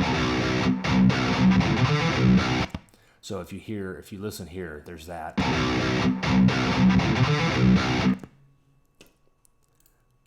Versus this, where I drop this other take back in. See, I kind of flubbed the last couple notes on that. It's like versus this one. I want that percussive.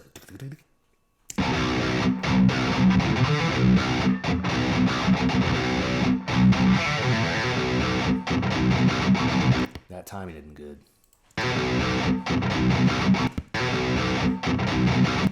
So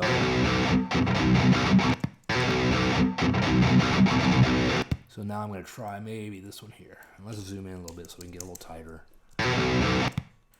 We want a zero crossover. You want that line as close as you can to like center, so there's no waveform. So there's like less of a zero.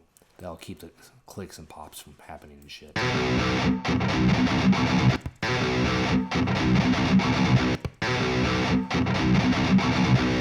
Yeah, even that first one was off.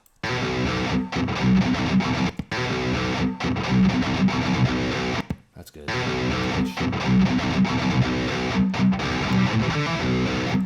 Fuck that one up too.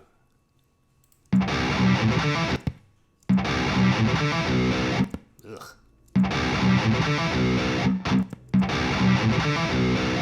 Alright, so what I'm going to do here is I'm going to drop it. Let's do another punch. Just punch right in there. Actually, let's punch right over there.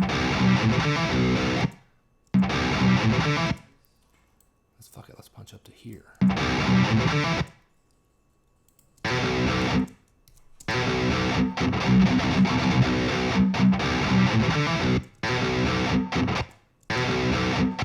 Okay, so punch this thing in with the rest of the music would be helpful.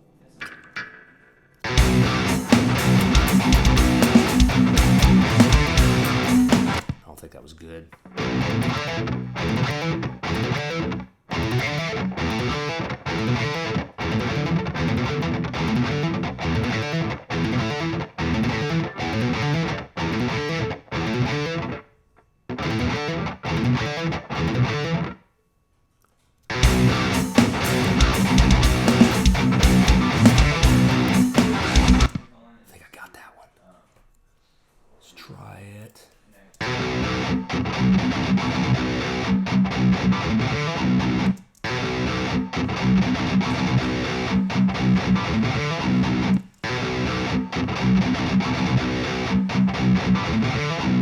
Close.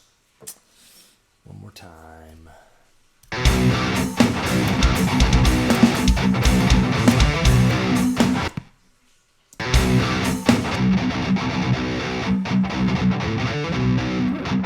It's good enough for rock and roll.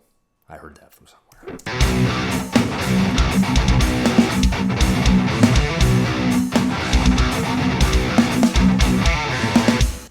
Okay, so I think we're good. So now, move the mixer out of the way. Let's move this, zoom out a little bit.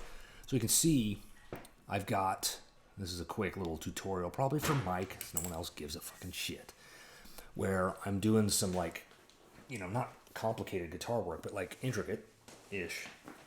There's a lot of detail. There's a lot of detail I care to get out of that. And it's got a metal, the left and the right channels have to, as I've got two tracks here, they have to kind of work together a little bit. And they're not perfect, but they're close enough. I can always go back in and re-record, punch, and all that kind of stuff later. Again, this is DI, so as long as generally the DI is about the same, I'm okay. Here. So you can see my head. I've got a delay. Okay. Should probably be watching elsewhere. What do I watch? OBS. There you go. Oh, it's on. Okay, no, it's not delayed. Awesome. So now, as you can see, I've got this track, and if you fold this up, it's one track. You just get all that shit out of your way, and it's fine. But I've comped this, and you can do this what they call swipe comping, where you can come in here and you can like grab a different take, part of a different take, and just swipe it in and listen to it, audition it, sound it. And look, I'm working with take, 2, 3, 4, 5, and I've swapped a little bit of this and that and the other, and then the one take that was pretty close when I just go in and drop and fix a bunch of other shit. Fantastic. And I can fold these up, I can keep them all, and I can always go back in and change my mind. But what I do, just to keep it better for me, click on the little a take or track or like whatever. And you've got all these takes, flatten and merge, boom, and you're done. And it makes a whole new waveform, and all the rest of that shit is out of your way. And then you can kind of come in here, cut where you want it, delete that shit. We're done, we're good, we're covered. And now we have a set of, we've got two tracks now. And what I'll do, turn this off, move this track up here. It is aligned with this other track. Now I've got, move my record track back to center. Now I've got two tracks, and let's listen real quick.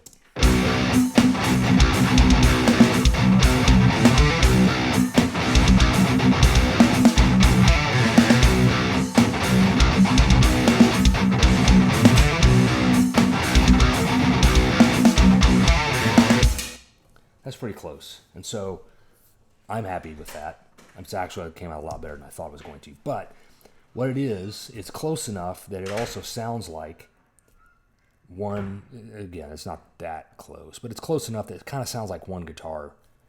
And then like I just did a stereo split and shoved them left and right, which is not cool, right? I don't want that. So what I'm going to do is go in and do a little, so the way you can do this really simply is same. So I've got two guitars. Basically, the rule here is what you want to do is vary your guitars a little bit. So I've got two tracks that are basically using the same fucking amp. And I can do a couple of things. I can use a different amp sim, dial that in, or even easier, I go down into my cab, my virtual cab. So I've got, this one is FinIR, FinRear, or something like that. I think I can't remember if it's free or if I bought it, maybe free. But I'm looking for cab sims that are like, just load up an IR emulator, an IR player, and let me just dial that shit in and get out of my way, right? So this thing actually lets me go to very quickly find the IRs that I want. I've got a set of IR here. Here's my down-tuned Bogren Digital IR pack that I got, and it will let me very quickly just do this, boink, and just go through that same folder and just grab the next IR in line. And what it ends up doing is it changes the sound enough that it's going to vary that. It's going to vary it in a way that's like enough for you to tell a difference. So now let's see what happens. So let's do this. Let's do a so this one's, I ended up on number 4. So let's try this. This is number 1 on both sides. Let me solo these.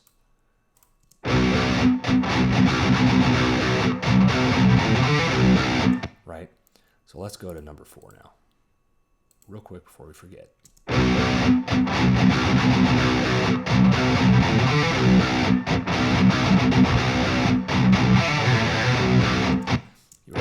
It changes it just a little bit.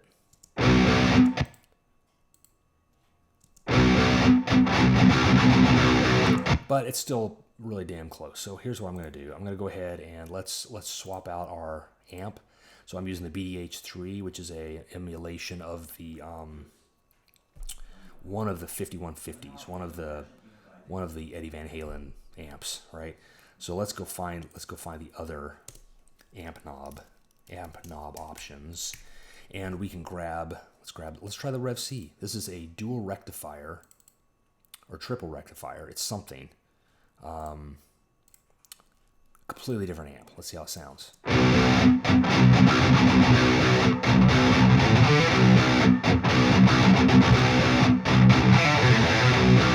So now it sounds much more full because this, let's ABM just so you can tell the difference, right? Here's the left side.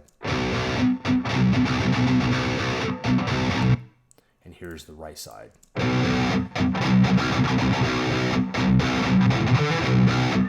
So it's, basically a different amp, a whole different stack now. It's like I played, studio-wise, it's as if I went in to the studio and mic'd, had two different guitar stacks and recorded one version and then swapped out to the other stack, the other mic, and all sorts of shit, and went over there and played that one.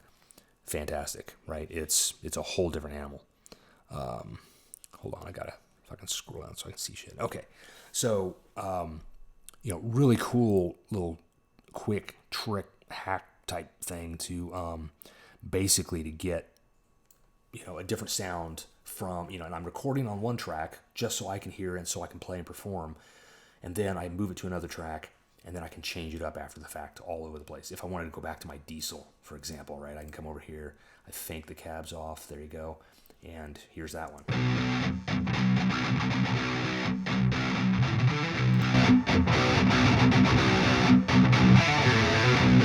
It's also quieter, so I'm going to need to balance those out a little bit.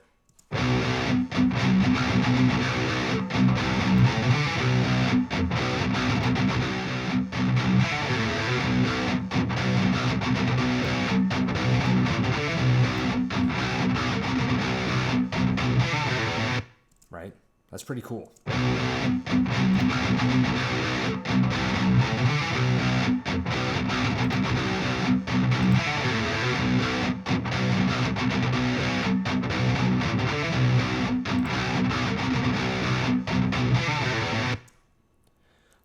And does this thing have like a pedal board or some shit?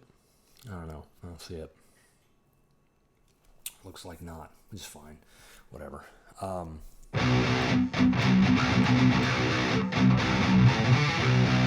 Because you kind of want to, sometimes you want to, like a tube screamer type thing in front of it, like an overdrive.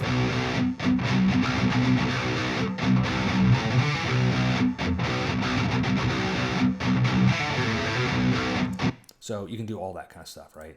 And just sit all day long doing that shit. But you don't need to, because you've got what you need for now for recording, for tracking and like creating, writing, and then move on, right?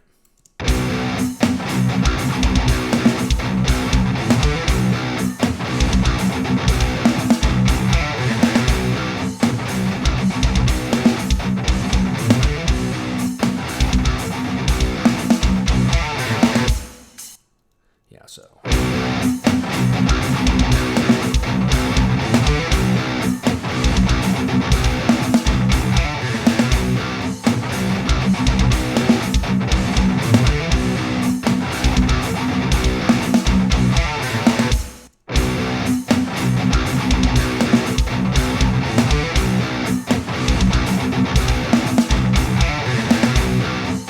Good enough for now. Okay, so those are dialed in, and so what I'm also going to do here is I'm going to group them. So let's create a new group. We're just going to call that Boom Guitar. And part of that reason, let's see, make sure for editing. Now let's leave the editing off, because we want those now. Those faders are kind of tuned; those are blended together. So now, whenever I kind of want to mess with these, I want them to move together, and just because I've dialed them in, I've blended them the way I kind of think is right. And if I ever need to go off and like work without the group and like mess with the dial again, I can do that independently. But then when the group is back, they'll work together at whatever level I want. Boinky. All right, so I'm good. So now I've got a guitar idea. Now the bass also now is fucked, right? So let's get back and let's take a look at the bass, because I think I pulled the bass out because it was getting in my way when I was thinking about the rhythm I had in my head. Is not going to work together, right?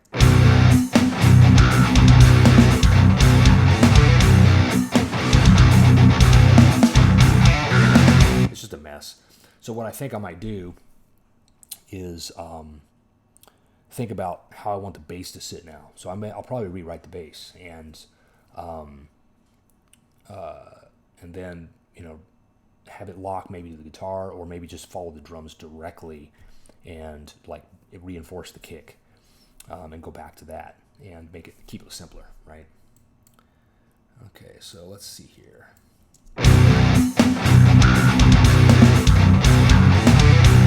Yeah, so I think what I'm going to do then is let me go back over here, grab my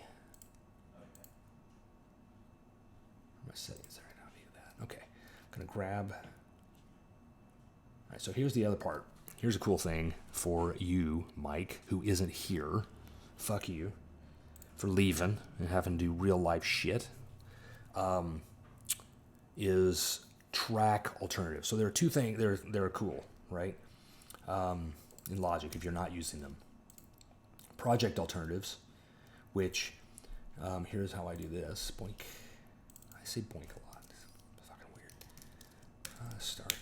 So project alternatives are basically the closest Logic is going to get to some version control. So you can at any point be working in a project. You can come up here to project alternatives and you go new alternative, and it saves basically a new version of your project file, and keeps it associated with the other project files. And then you can switch instantly between different alternatives. And so you could basically, before you go off and do something crazy and stupid and go, I'm going to rework this whole fucking thing, like the whole mix, right? Like, I'm going to remix it. You can create a new project alternative, and then everything you do in there is non-destructive, related to the other alternatives you have saved. So it's a really good way to just back up your work into a way that you can recover and go back to that other version or whatever you want, right? And it keeps it all inside the same thing. And if you look at my project here, I've got music projects in here. Here's the bullshit. Here's the project I'm working with. I use, when you go in here to go save as, I use folder, not package. If you do package, yes, it creates this Logic X package that is a Mac OS thing. It recognizes it as a package, and it looks like one file on the file system in a Mac, but it's not really a file. It's a directory. So, yeah, fuck that. And so I want to know it's a directory. And so I use a folder thing, and it's the same thing underneath, right? It still behaves the same way. It still keeps all the audio files right in here, right? And so I've got all my audio files ready to go. But I can also get to that Logic file if I need to. So you can do a couple things, right? You can actually go back in here. You can do a save a copy as or whatever, save as. Project alternatives is the way I do it. That's project alternatives. But what I want to do is what's called a track alternative. I keep looking at my mic like that's where it needs to be. Track alternative. Track alternative is a version where you can go in and say, I want to do a different take on that track, but leave the other takes that I've done in place. Like I've got a version of this bass track right here. I've got a version of these guitars, right? I want to do another, so I'm getting ready to fuck with the bass. I've already worked with the bass. I want to keep what I have here, but I want to start over and try something else. So you click on this, so you have to go in, configure track header components. You have all these options and shit, or configure track header, same deal. Go on here, turn on track alternatives right there, right? What does that look like? That's actually not too bad. Fuck track icons. Anyway, so you can turn all this stuff off. I don't know what all these things are. Huh? I don't need control surface. I don't even use a control surface. So I can go in and track icon. Let me save this as user defaults. Store as user defaults, which I already had. And so you can go in here, turn this on, and you have access to track alternatives. Also, This is my setting here. I don't like the volume slider in there. Fuck that. I have it over here on the left, down here in the lower left-hand corner, or I can bring up the mixer. It just takes up more space. I don't need the pan knob. Fuck it, I've got that somewhere else too. Additional name column, I don't need that. It's just a mess. So whatever, get out of the way. So when you do that, you have these little up-down arrows right there. You can click on that, and you can either duplicate this. If I duplicate it, now I've got a new alternative track. You know, I've got A and B alternatives for this track. Here's my B and my A, they're the same. But if I go in here and go, okay, I'm going to go mess with this, I'm like, you know, fuck, I'm going to move this thing way up there and like back and like, and I'm going to like delete half this shit, whatever. That's on alternative B. And you can notice the little region here change. Oh, say, fuck it, I want to have half that, right? Then I can go to A, it's completely untouched. And I can bounce between the two. Even better, I'm here at B, I want to audition the differences, show inactive, and then it'll fold down and show you all your different takes, and you can enable takes and disable them. If you had multiple, if you have multiple alternatives, you can actually enable them and disable them and then promote them to make it the active alternative, right? If I want to go back to A, pow, here's my B, whatever. So, and then you can also, at some point, like here's A, like, nope, that's the one I want, fuck the rest, and I can go delete inactive, and it kills everything but the current one, so you can clean it up too. So I use this a fair bit, and sometimes I keep them, sometimes I delete them, whatever. You can name them, I think. Yeah, you can rename. So what you can do is duplicate or new, and I'll just do new. So it creates a new empty, and then I'll go, here's the, you know, let's say busy bass, busier bass, right? Great. And so I'm going to do a new take. If I want to like not show the inactive anymore, I can hide. No. Yeah, no, none of those things. That's weird. Oh, it's in here. Not delete inactive, hide inactive. You can do that, or you can click this little X, which is weird, but it hides the inactive as well. But they're still there. You can still get to it, right? Pal. So I don't want to do that. I want to go over here, go back to my B. So now what I'm going to do is go back into my drums, like I did before. Grab the superior drummer. Grab my thing here. Oh, come on. Let me have it. There we go. And I'm going to munge this up. Okay, so I want to come down here. A, by the way, to kill, to show and hide automation windows, which includes down here in the piano roll or up here in your track view. I'll do automation, but not this early. Again, that's more of a mixing thing, like detailed mixing. I won't mess with that right now. I'm trying to stay away from that, in fact. Okay, so here's my shit, and I can go over here, and I could probably just go, hey, let's go with, is there a fixed note length? That's what we want. So let's go fixed note length. That's a quarter note, I think. I think that's a quarter note. Boom. That is a quarter. That's not a quarter note. That's an eighth note. No.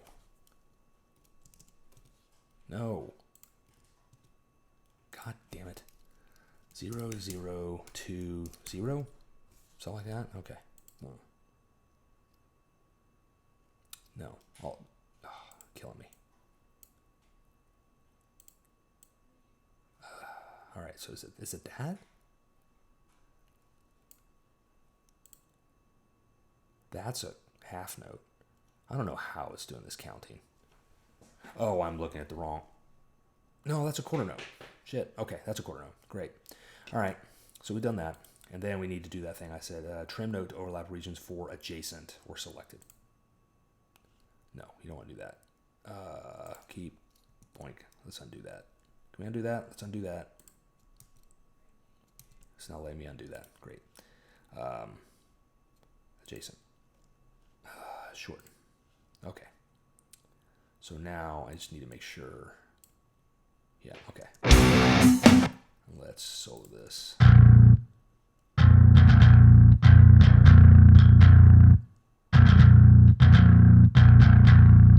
That's not bad. That's cool. That sounds cool. I like it. Let's see how it sounds with the guitar.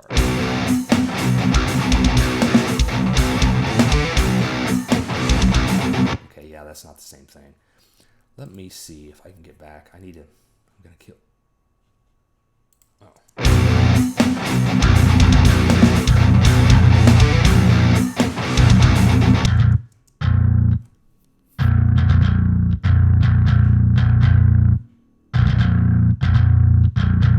Yeah, okay, that's terrible.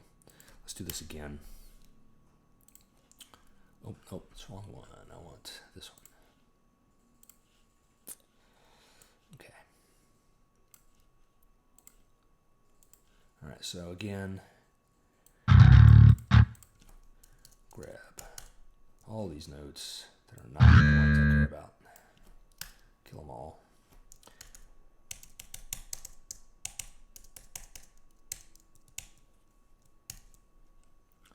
All right, so I want all these. Oh, this is why it's part of the reason it sucks. It used to be B. Okay, and I also want to increase the. Let's try that.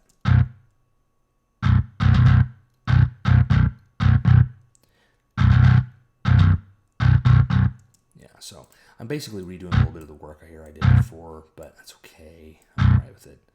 What I'm going to do is grab these shorter notes where there is not another bass hit behind it and just kind of increase those. So I want the, yeah, like that right there.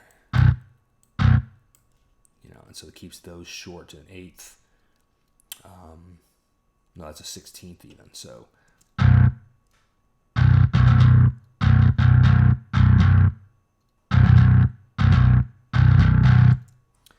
what I'm going to do now, also remember, is I need the D2, D minus 2, which is down here. And this goes, and basically, like, it's going to cover, like, I want down picking for these, any of these notes that aren't, like, on 16th note boundaries.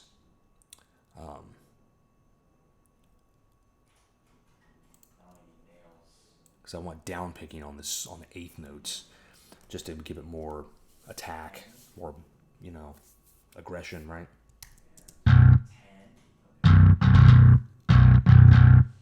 Let's make sure I got the right thing here. Yeah, pick down.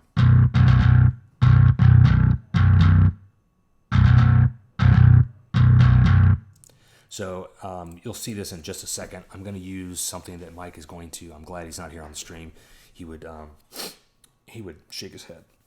But I'm gonna. You'll see how this is a little different. So this is using articulations, and you're using a MIDI note. You'll see this a lot of these sample type libraries, especially musical samples, orchestral, guitar, bass, those kind of things, where they use this note to tell the plugin how the virtual player should be playing.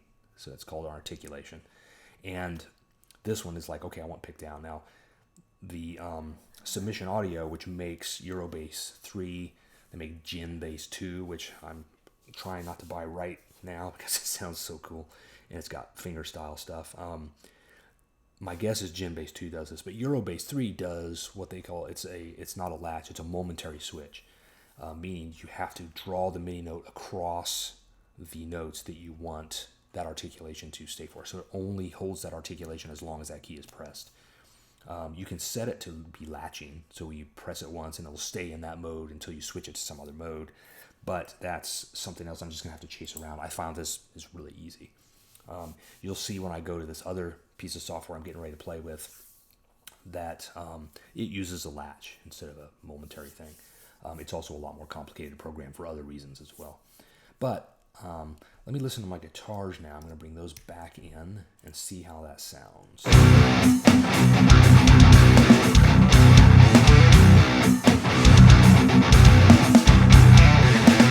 So I don't like that. And actually, the mix, let me bring this down here.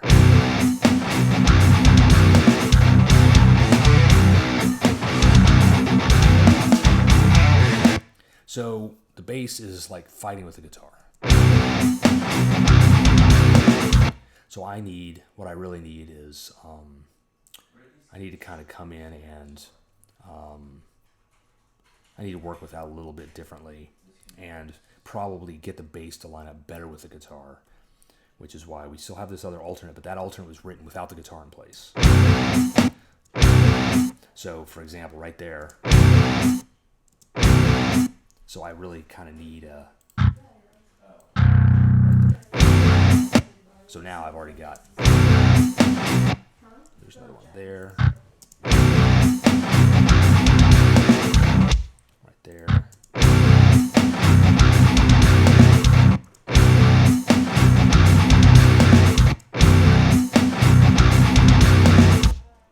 I could kill those two. Is your friend leaving? Yep.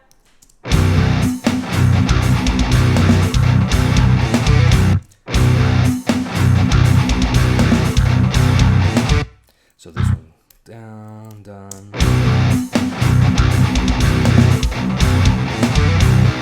So I could also have the bass mirror the guitar.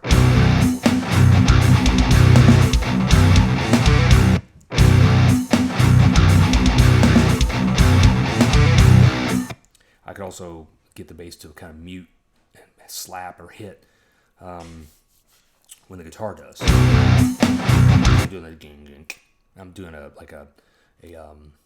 a muted or choked play. I'm kind of a swipe thing. And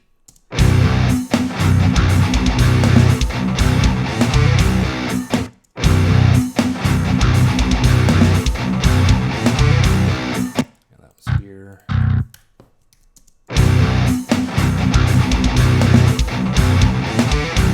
So let's try that. Let's try that run. That's a triplet run. So I need to change all of this to triplety shit, and then zoom in. And if I recall, it's an E, A, B, and then an A, D, E, I think is what it is. So, and I hate kind of working like this. I could do the score, whatever, but that's a separate kind of hell. All right.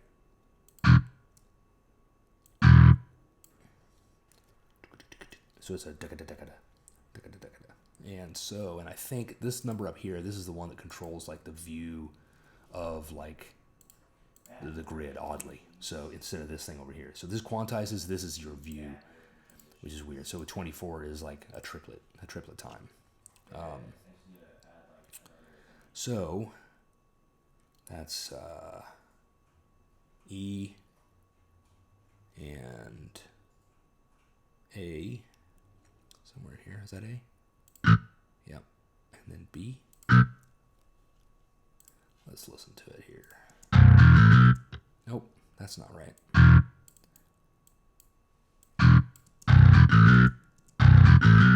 I think it's way faster.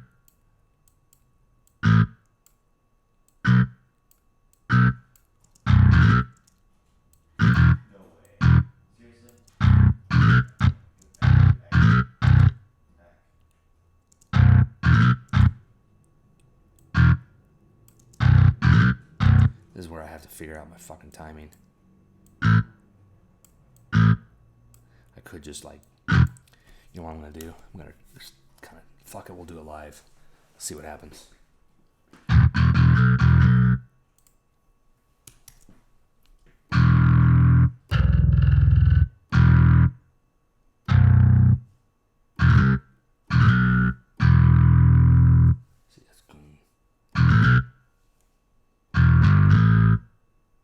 What notes did I play? Let's see.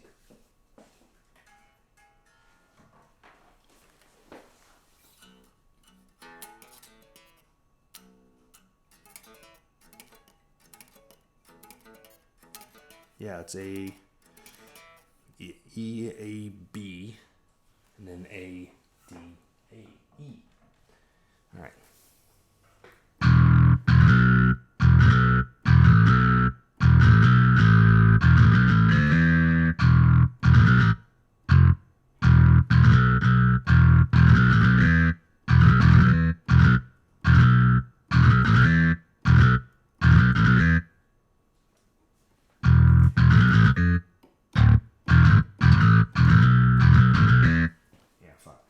it'll take multiple passes, but we'll get it done. Let's see here. Let's see if I can play it. So what I'm going to do now is let's get these guitars down and kind of out of the way. Remember, these are groups. I can pull one fader down and they all go down.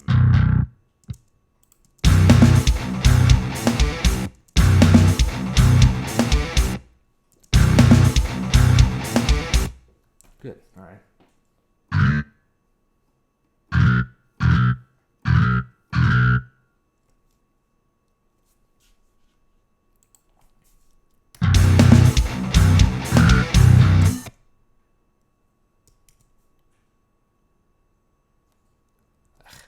Seriously? The fuck that just happened? No. Fucking piece of shit. Up here. Asshole.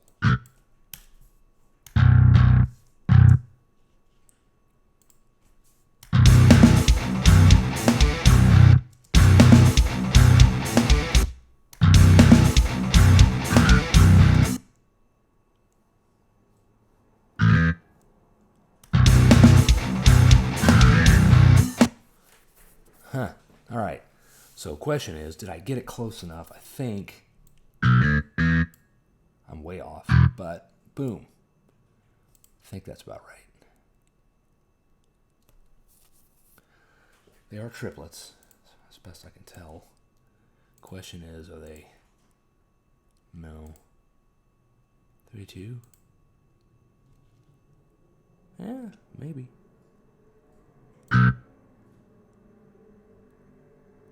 Get in there, fucker.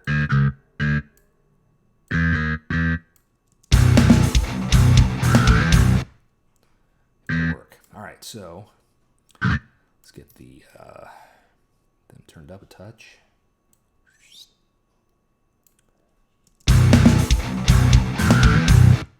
Huh. Sounds like a hot mess. Let's solo it.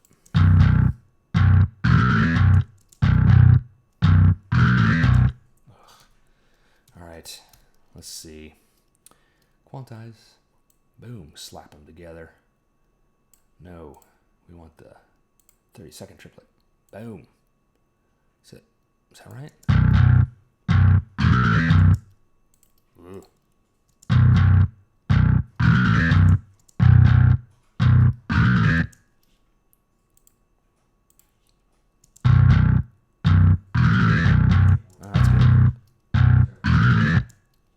That's what it's supposed to sound like, I think. Let's get that dial down. Okay. And then let's get that.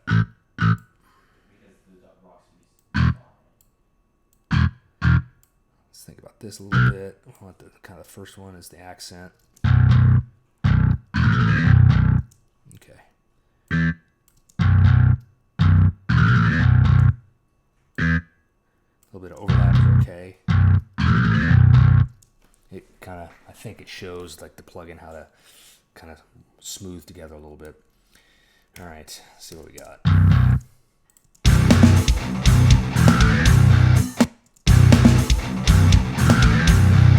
Okay, so we can do that. And then we've got another version.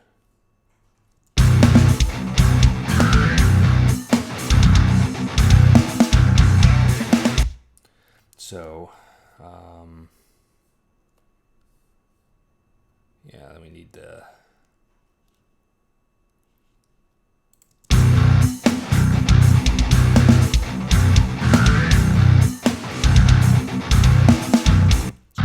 Great little group, but fuck off. We need this. We're there. Oops. You did it again, didn't you? Fucking piece of shit.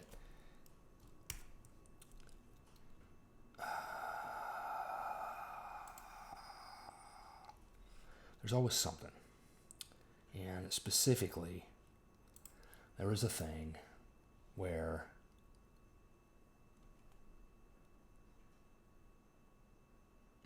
I did this thing the other day. God damn it if it's not screwing me. Where it undo includes like the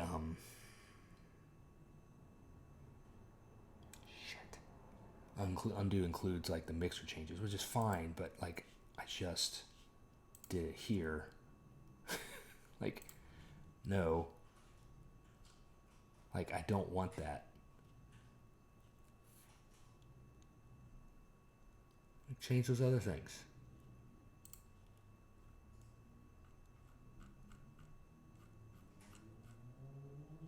Like, I just copied a bunch of shit over here that I didn't want. Dumbass.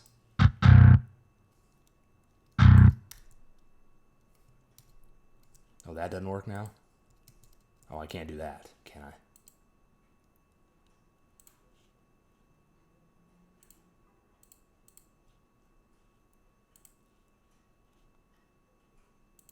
Why can I not undo?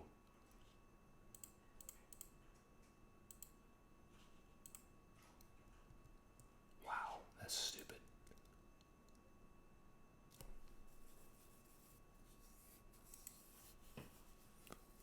I love this stuff when it happens. Just fucking killing me. Like that? Nope, won't undo it for me. Great. Just in case. Quit. Seems weird that undo won't support that. Bullshit.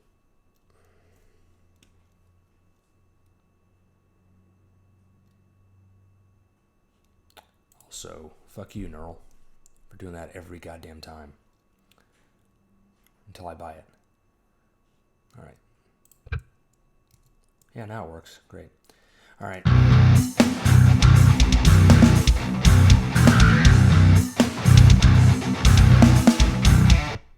So now, let's see, 5. I hope you can hear me. Let me make sure. Not that one, that one.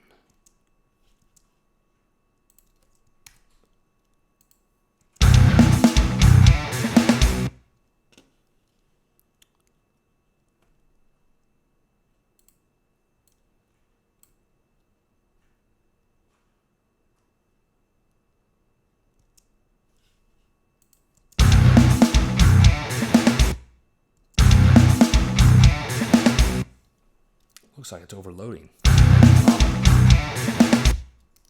Is it overloading?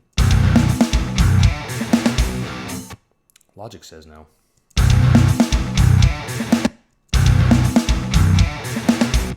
So I think that's doodle-doo. Doodle-doo.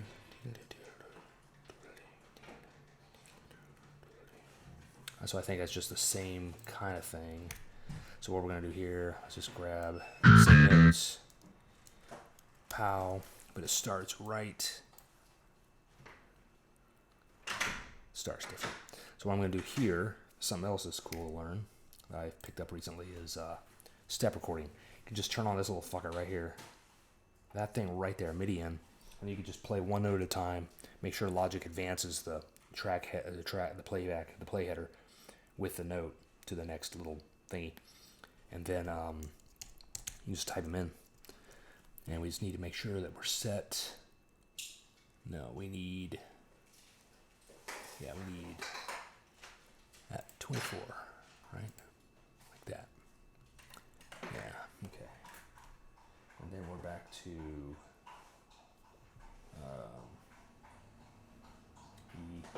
right there.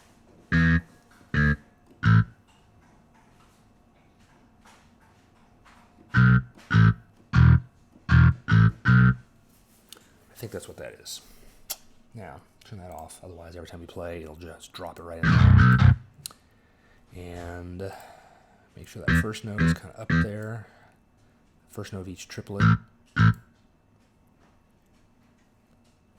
Except I can't count. And then for these and those, no. These and those. those two and those two. I want them like down here. Actually, we'll do a mini transform fixed velocity. Let's just drop it there. Pow. And then we'll kind of, and then let's humanize, which gives us, see, we don't need that, and the length is fine. Actually, no, let's add that little randomness. Pow, done. Something like that.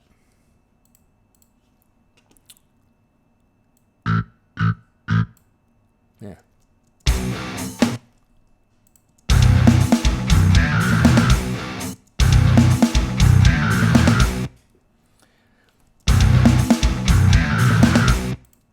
It's okay. So it may be a little busy. May need to fiddle with it a little bit.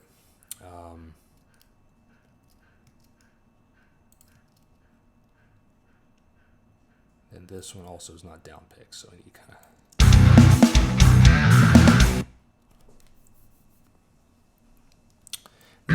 Let's increase the length just a touch. Except for this last one, fuck that one. And that kind of shows that it's like a thing, right? All right. So let's see what we got. Bring the guitars back up a little touch here. Again, we can repeat that.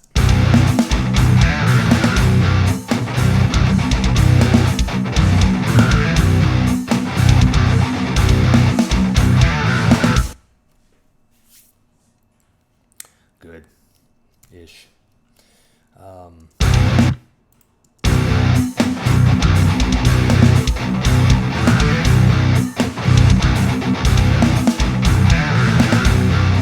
So what I'm going to do also is I'm going to go ahead and print the drums a little bit. So I'm going to get them out of Superior for now. We can always drop them back in. I'm not going to cover how to do that right now because that's a different thing. Let's get that up there. Get that up there. And then we'll kill these here. Now we got our drums. And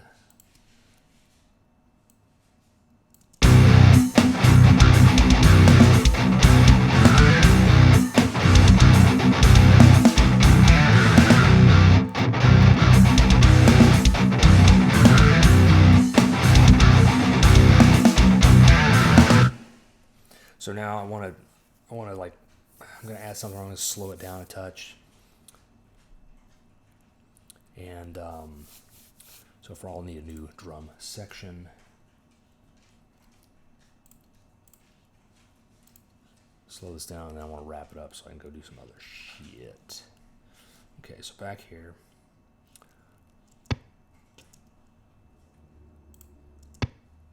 Okay. And we've got some weird fucking shit going on here. Oh, it's the pre-roll. Okay, no worries. All right, now let's create a new empty block.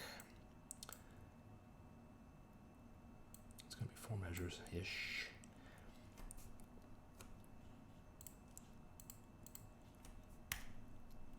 Okay. Now I'm going to do a new, because over here we had like, what are we playing? Okay, so I want to change up that. So we're going to do hats. We're going to slow it down a touch too. So we're going to do quarter notes on the hats. But I don't want just the hat. That. I want like a little bit edgier. Let's do edge 2.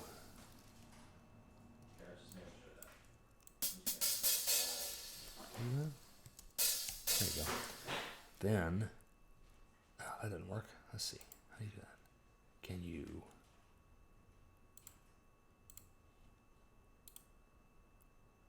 Can't. Okay. No. I was hoping to there's an easy repeat thing here, but there is not. All right, pal. So I might do fills in here, right? So we're coming out of this, and it's loud. Why is it so loud?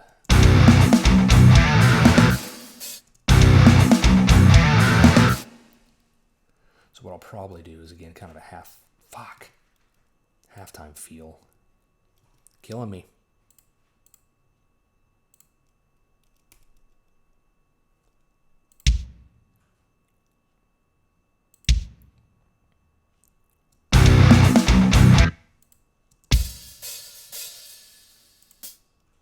Oops.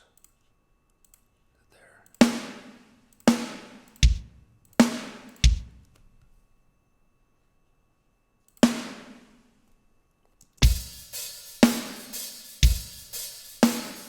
So let's do a backbeat.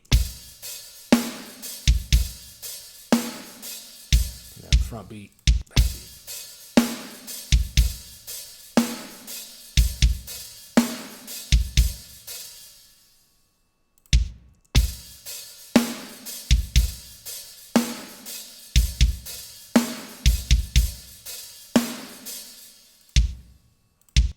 A little bit on the end there.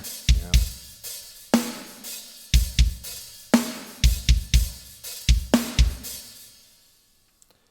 Pow. Okay, we'll do some fucking fill shit later. Okay. So what I think I want to do is just a quick guitar thing. Now I'm gonna do this with another tool. So instead of pull my guitar back out, wait, hold on. What did I just do? Oh yeah, sorry, it's over here. So I'm gonna go ahead and get these out and into Logic, so they're there, and kill this here. Okay, good enough.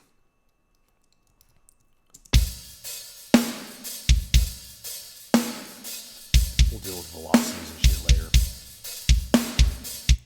Okay, so then you can so I'll repeat just fine. So I'm going to do a new thing. We're going to have a new software instrument track, Option Command S, and we're going to add something that is new for me, but I've got a setting for this. So I've got all this crazy shit in here I can pull in, but what I really need is an empty contact sampler, all right? And I'm going to bring in something that I'm still playing with. It's interesting, which is Shreddage 3 Hydra, which is a thing. It is beefy in terms of you can see how long it's taking to load up. I think it's loading up. I think it's working. And it'll just crush the memory.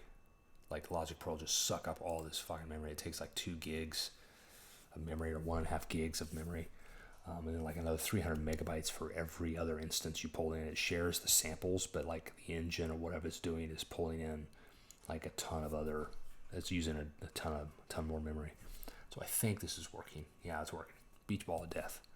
Patience. There it is. Jesus. All right. So now my Logic Pro instance just went up another 1.5 gigs, something like that. If you can see here, it says it's using almost 3 gigs of memory. Right there. So, good stuff. This is a virtual guitar thing, right? Sounds like ass. They've got their own. So it behaves like a DI. So if you go into their console here, you can add they have all these let's see. Here, they had all these settings and shit.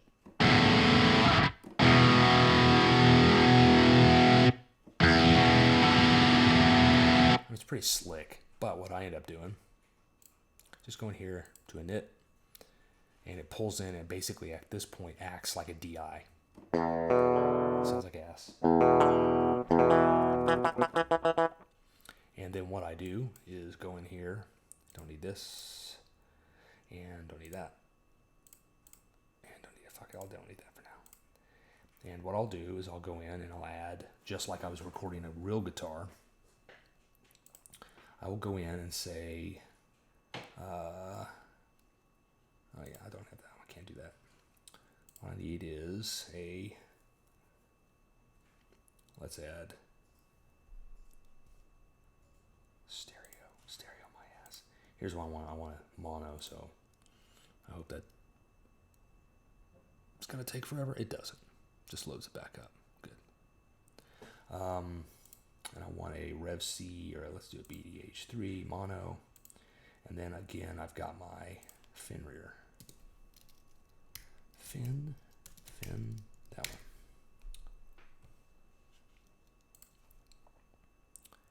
And go into my, if I can find it, find it, that one. What I really want is Bogren, downtuned, 48K, that one. Just gonna add that right there. That's it, I just need an IR. IR done, no cab done. So same setup as like with a regular guitar.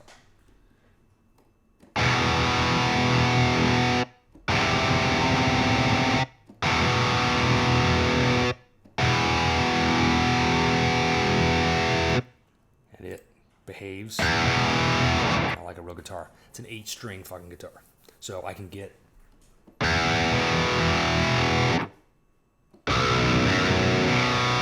7-string.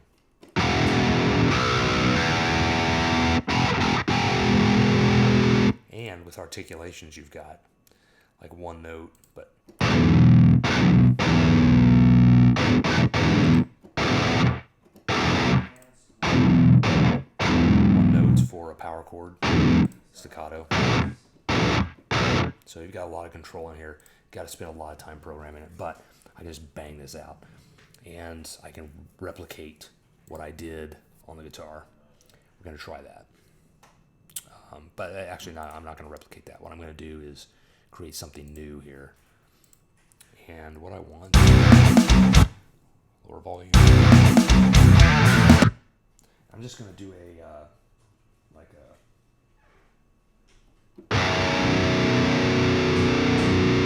just a simple power chord, or maybe kind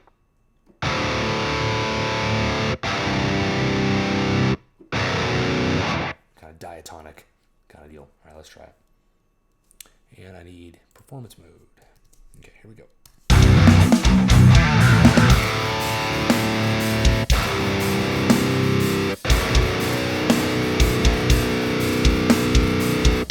And what I'll probably do is go in and go and add some variation in there.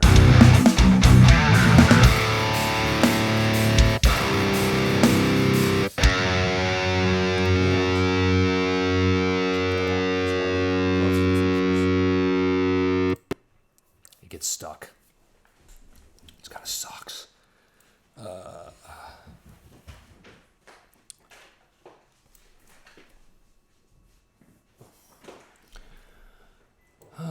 Okay, so I move this off to another screen so I can have it ready when it gets stuck, as it will. She already went on a walk. Abby, come here. She went on a walk. She didn't. And gotta just clean this shit up because my plan is atrocious.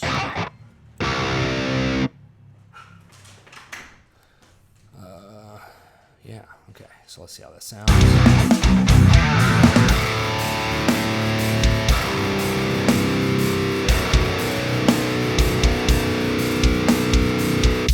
Okay, good enough.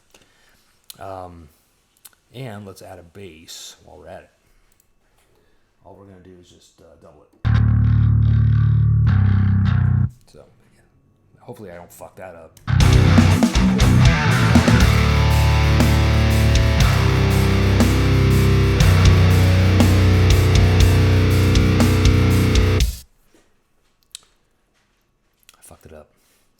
Look at that.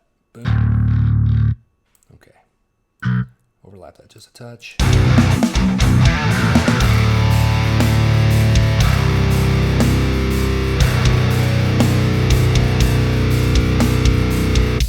What I may do, I'll do something else. That bass is terrible. I'm also going to just bring that bass down a bit.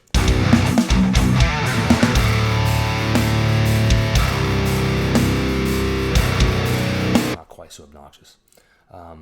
Also, this needs to go. So that's my guitar. Say 3, not number. 3. This is guitar 2. And then I need to duplicate that, which will increase my memory even further. Check this out.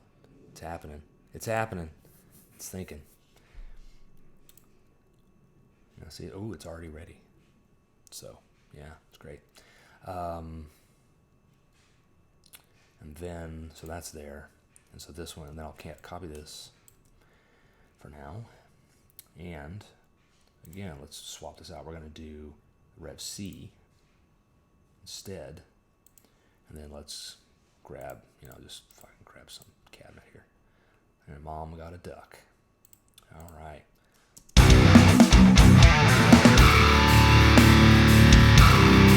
Oh, and of course they're centered. So let's get those to the right.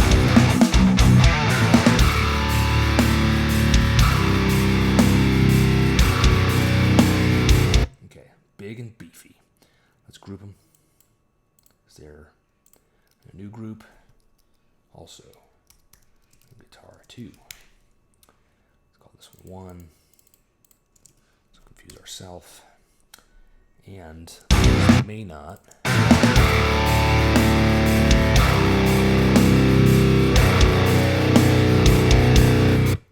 Those actually sound really, really decent.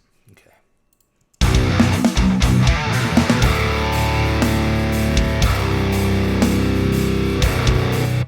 So I think for that last chord, that I'll just gong gong gong gong. So what I also have done in the past with that other track that I sent out the other day, Mike, that you were talking about, is I add real guitar on top of that. So I'll quad track it, and so I'll add 2 more tracks of regular guitar to add that human feel, aka my timing sucks. So that'll happen too. This thing has been running for a long time. Where the fuck? Hold on a second.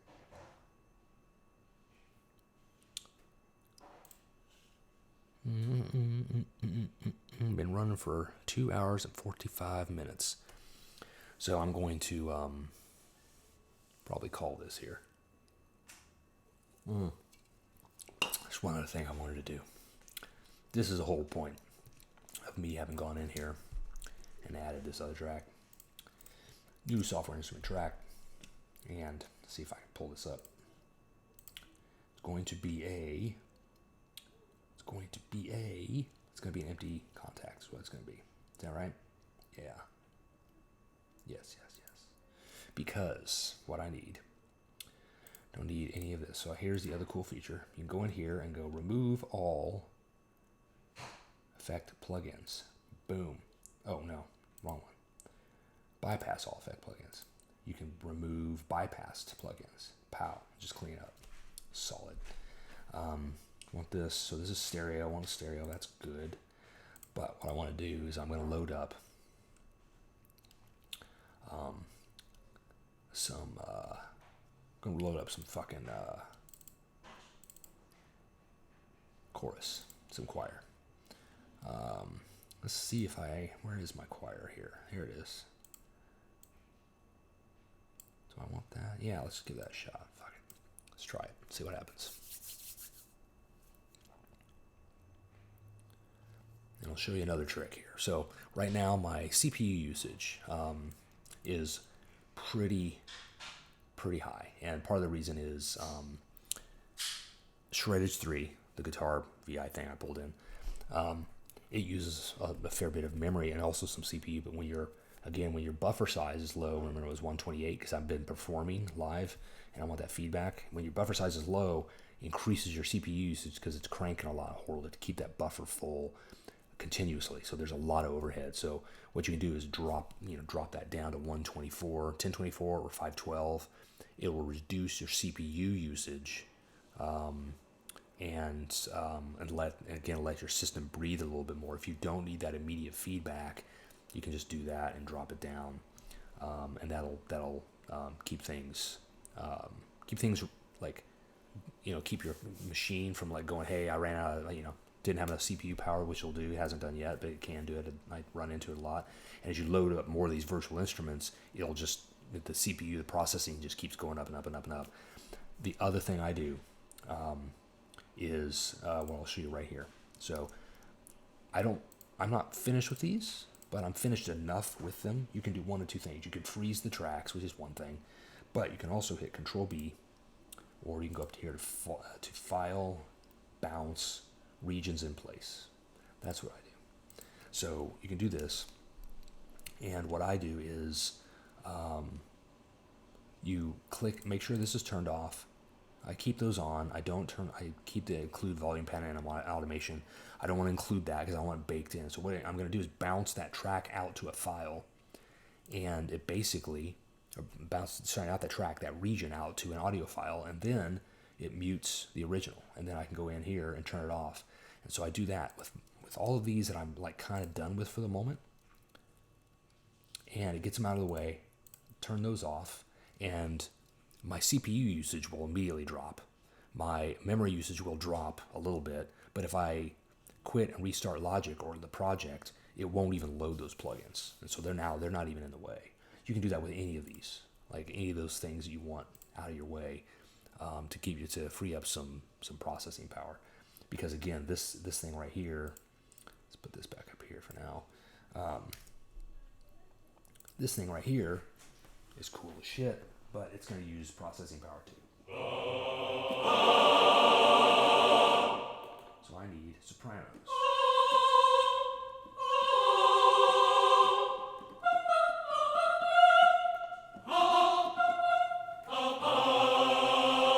So I want to add some fucking chorus. So let's get some chorus. Just for some epic bullshit. So this is here.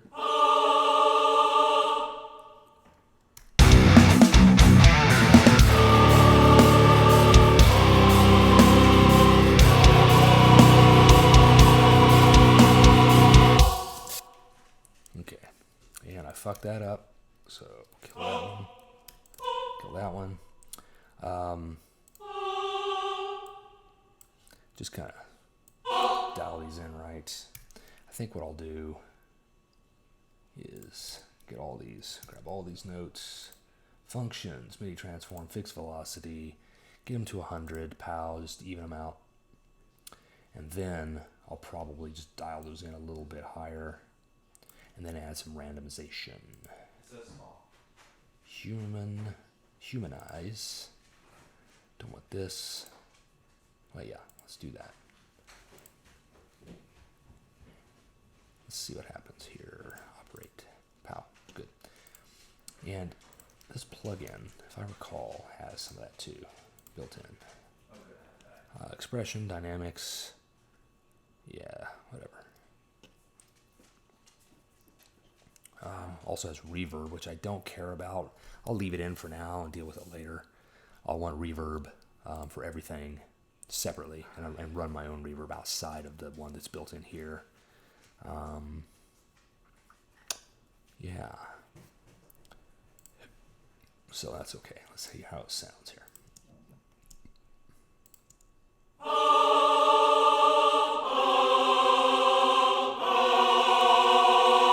Okay, I need to tighten those up a little bit here. Do you know which?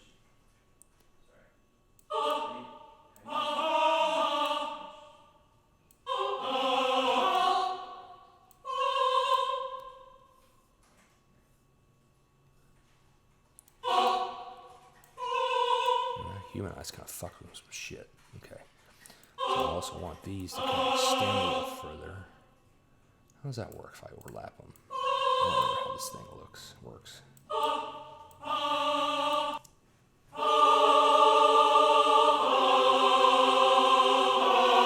Yeah, that's pretty good. Okay. Southwestern part of the hillside region. Let's make sure these are all lined up here. Said the south. Ish.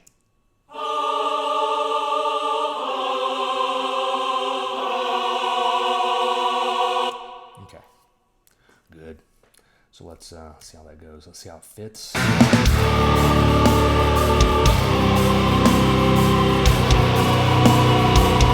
last one.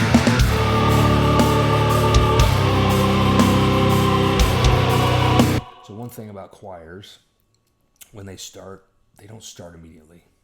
This is a thing where like there's a touch of delay, so you can hit this button and it fixes that. It's just part of the way. If you're doing it with a choir, normally it's not that big of a deal because your rest of your orchestration, that's typical like orchestral work, instruments, they also don't hit immediately like a guitar does. They don't have transients like that, so they kind of bleed in. So you can hit that button, or you can just bring the samples forward a little bit.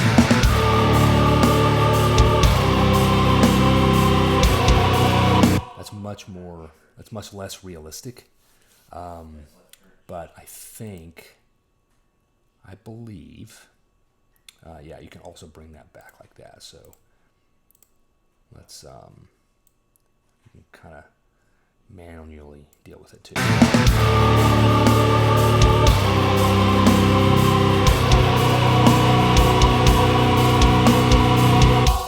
So that's kind of cool. And then I think you can bring these things down. Let's try this.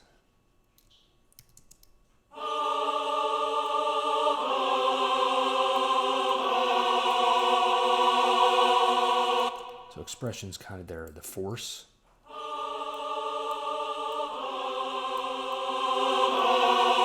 And the dynamics, I think, is their vibrato.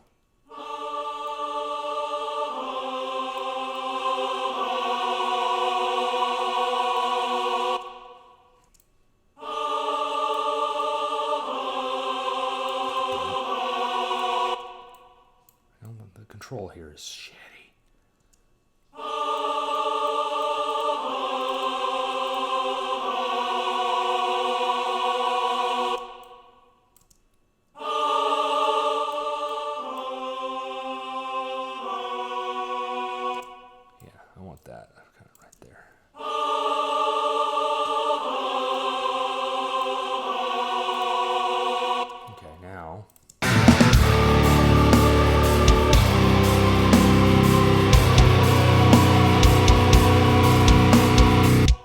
Really quiet. Did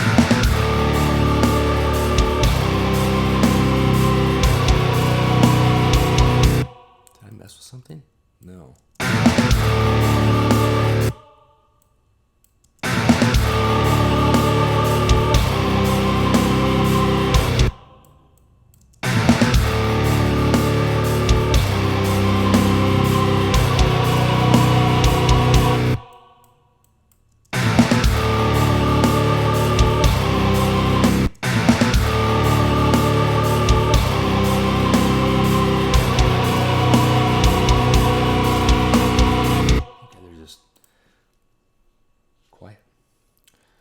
So we're going to make a quick... All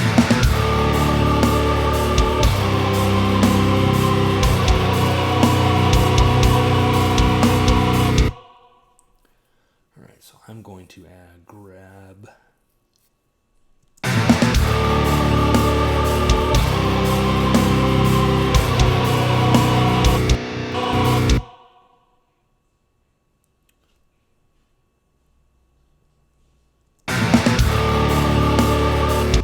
What I want to do is I need to lower a bunch of these. Of course, these aren't fucking grouped right. Great. Group there. Okay.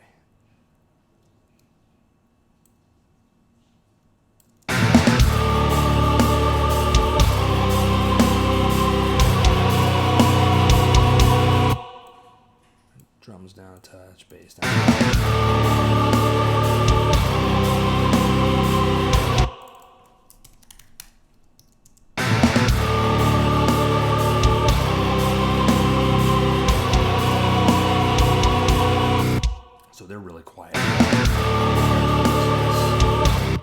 think what I'm going to do actually is just add a gain here.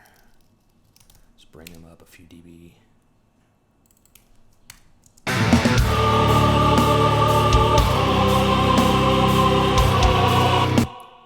Okay. That way I can get these back up kind of where I want them.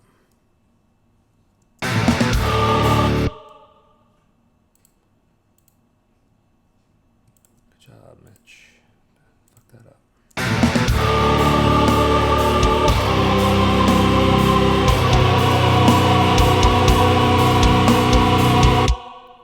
All right, now they sound to me.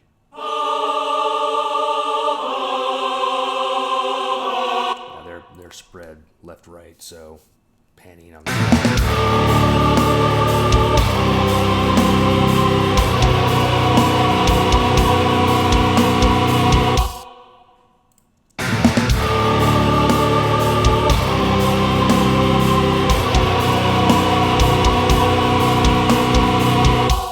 Okay, so we are.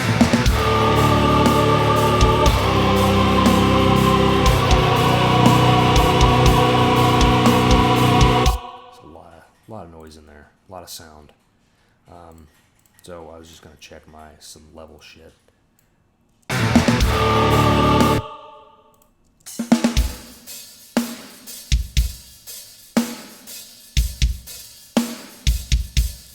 are loud.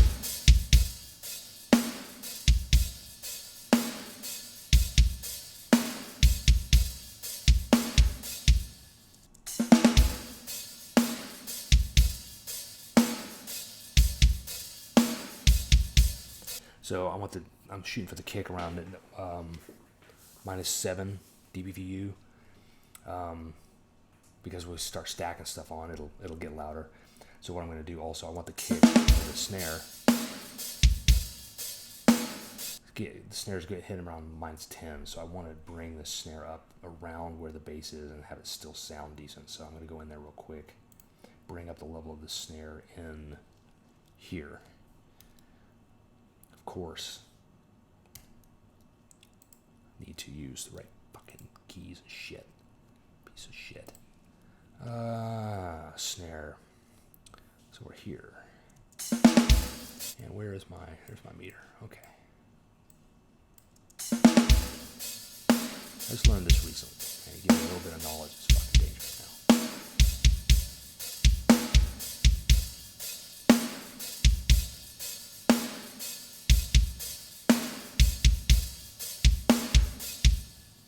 So I notice also that my VU meter it's hitting a little overload thing. So VU meter is based on my very limited knowledge, it's a slow, relatively slow response. It doesn't show peaks, right? So the meters in Logic are peak meters. So if you look over here.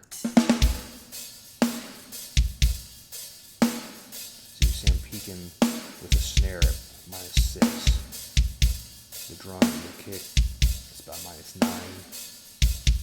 And that's DBFS, dB full scale. So the snare's loud. The VU meter isn't picking it up though, because the VU meter is slower than a peak. So I'm going to bring it back down.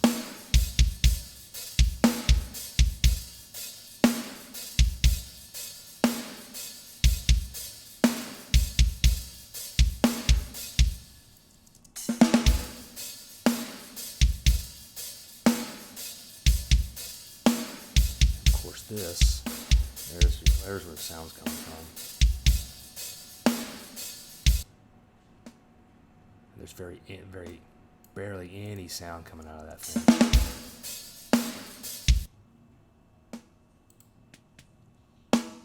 That's where the snare's going. It's that compression. So they've got a parallel compression thing going on here. That's what they're doing to really bring that drum out.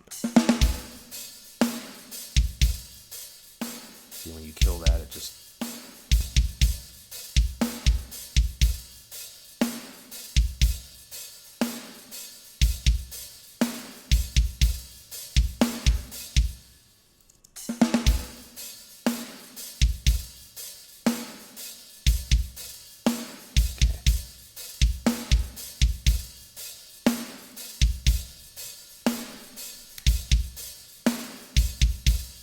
Okay, that's cool.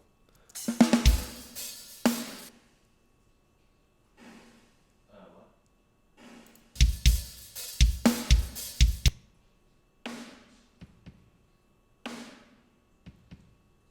And that ambience, that's where that nice reverb ringing is coming out. I like. Okay, so we're fine, I think.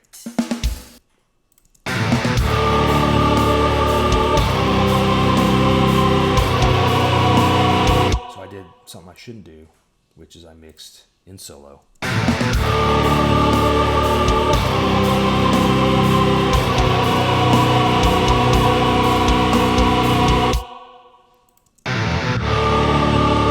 So the drums are quiet to me.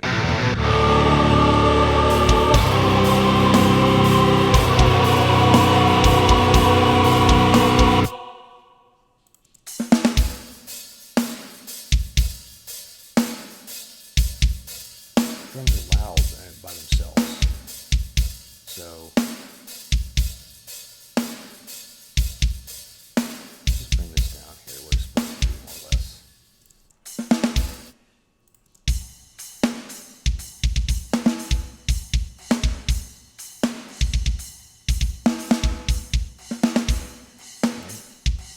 Now, again, from what I've learned, add the bass in, and you should get around -5. So the kick is sitting around that -7. Add the bass in. So you're looking for when the bass and the kick hit together, you're looking around -5.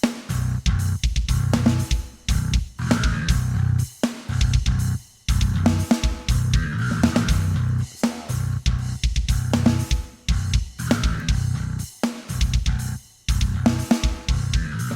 And you're talking about static mixing, so not this rule of thumbish. Okay, so I'm going to add the guitar, see how that goes. Very loud.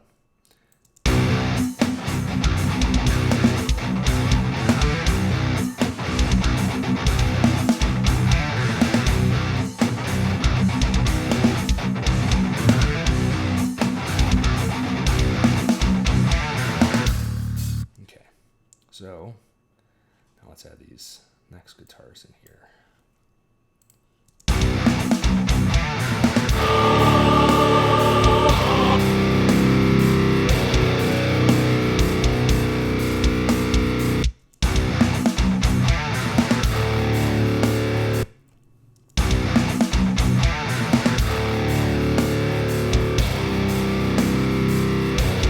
Yeah, that sounds wrong. Okay, let's kill these. Both of those are fucking shitty. Gonna enable both of these again. Wait for our computer to fucking catch up. Gonna render these again. Part of the reason is, I think,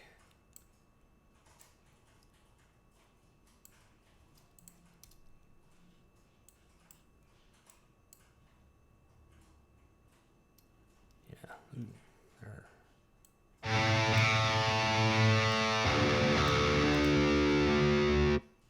Okay.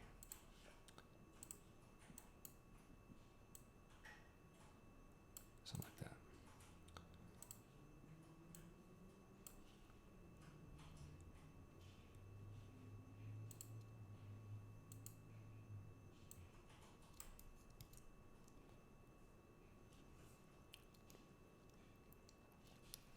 Okay, now let's render that again. Let's make sure it's working.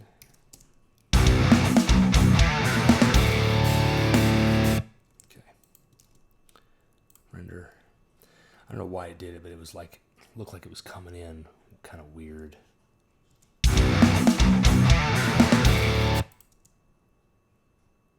I had chopped the beginning of the note off. No idea why. So I gave the MIDI region a little bit more room. So we'll take these, both of those, pow, turn them off. So go ahead and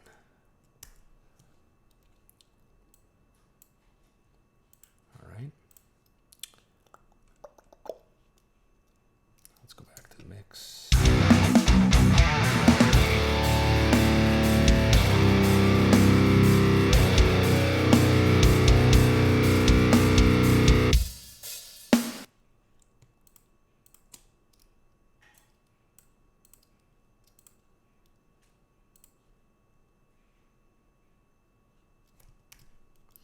So we're bringing the faders back into like alignment here. Across the 3 group tracks, turn the groups back on. So now they'll all move kind of together.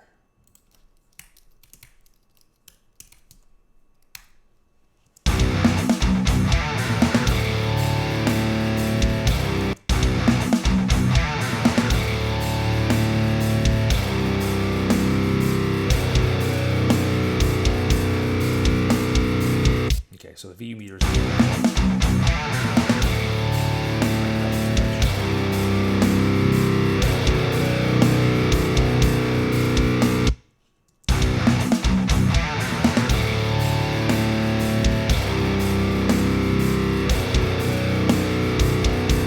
Let's bring in the choir.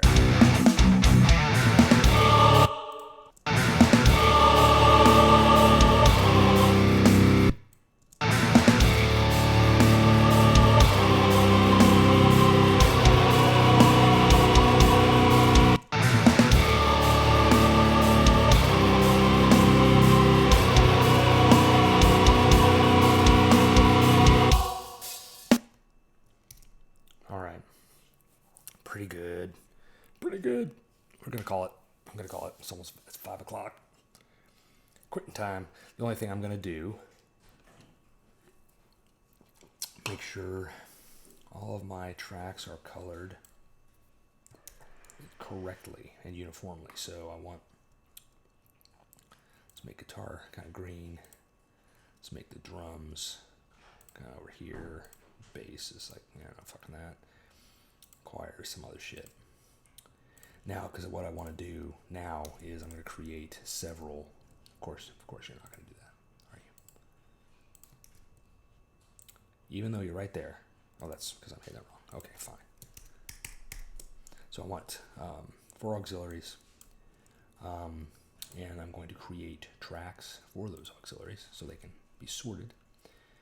And what they're going to be is drums, bass, guitar, choir. And, or actually, let's call it like that. No, let's call it choir. Not really vocals. Then I'm going to get each of these subgrouped properly.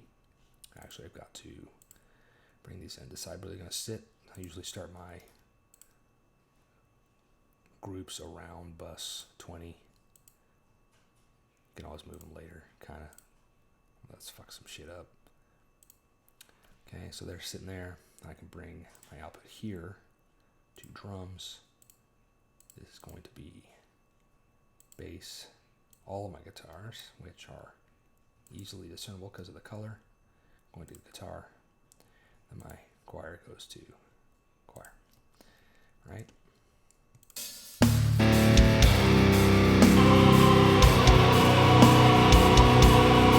Now I've got them all. Oh, and they're all these, of course, need to go to the mix bus. Now also notice the mix bus.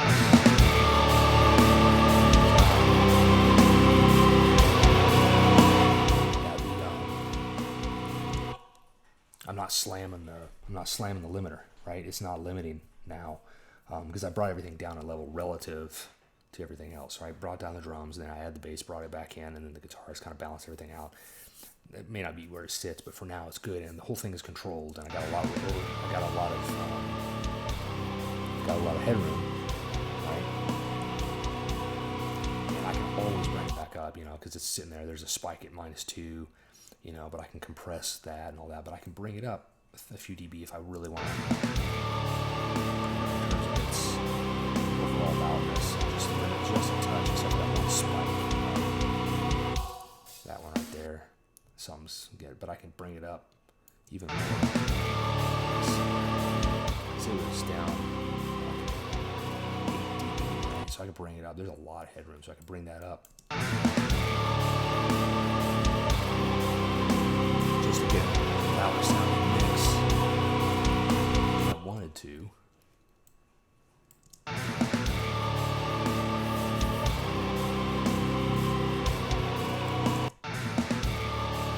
I'm not ready for that.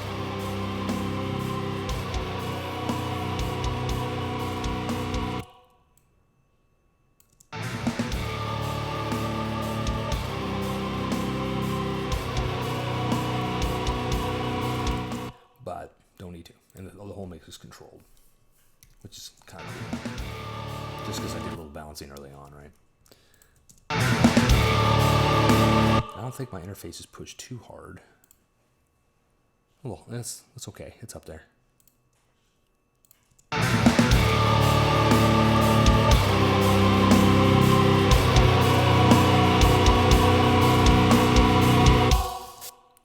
Okay, let's bring this thing down so it's very short. But whatever.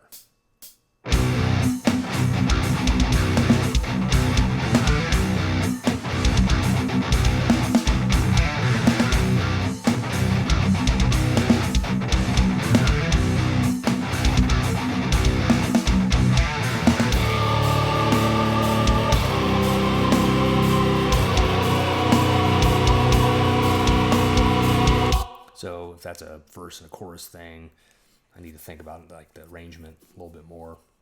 Those guitars in the beginning, get the idea out, but they're a little bit open, right? Because I was trying to mute that first little run right in here, right?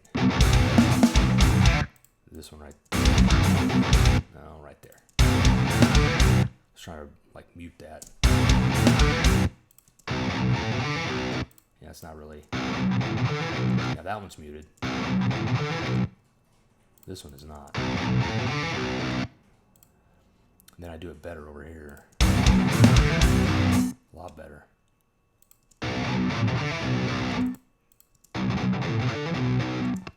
So, something else to fix. That's pretty good. Okay. So, I'm in pretty good shape. So, I'm going to leave it there for now. See what happens. I can go back in and add more, like add synth. I can add orchestral instruments. I've got the choir going on. You can turn this into all sorts of stuff. There's not enough movement going on. It's pretty static, I think. So I'd want to go back in and add like some, again, it needs to, it's just an idea, but I'd want to go in and add some arpeggiated stuff, right, with the guitar. That's kind of what I did with that other track. And add some movement. I could do that with a synth or a guitar or whatever, and just add something to keep it like, and just kind of in the background, but not major, but still, add something to it. Keep it interesting, because otherwise it's just the same drums and shit over and over. I don't have any fills. I don't have any. Got the same guitar thing for eight measures, and then kind of a chorus or a break or something like that. Bridge maybe. Yeah, I think that might be what I do next, but not today. All right, man. Catch you guys later. I'm tired. Need a break. Been doing this for 3 hours and 15 minutes. All right. Until later. I turn this shit off. I know I can do it. All right. See ya.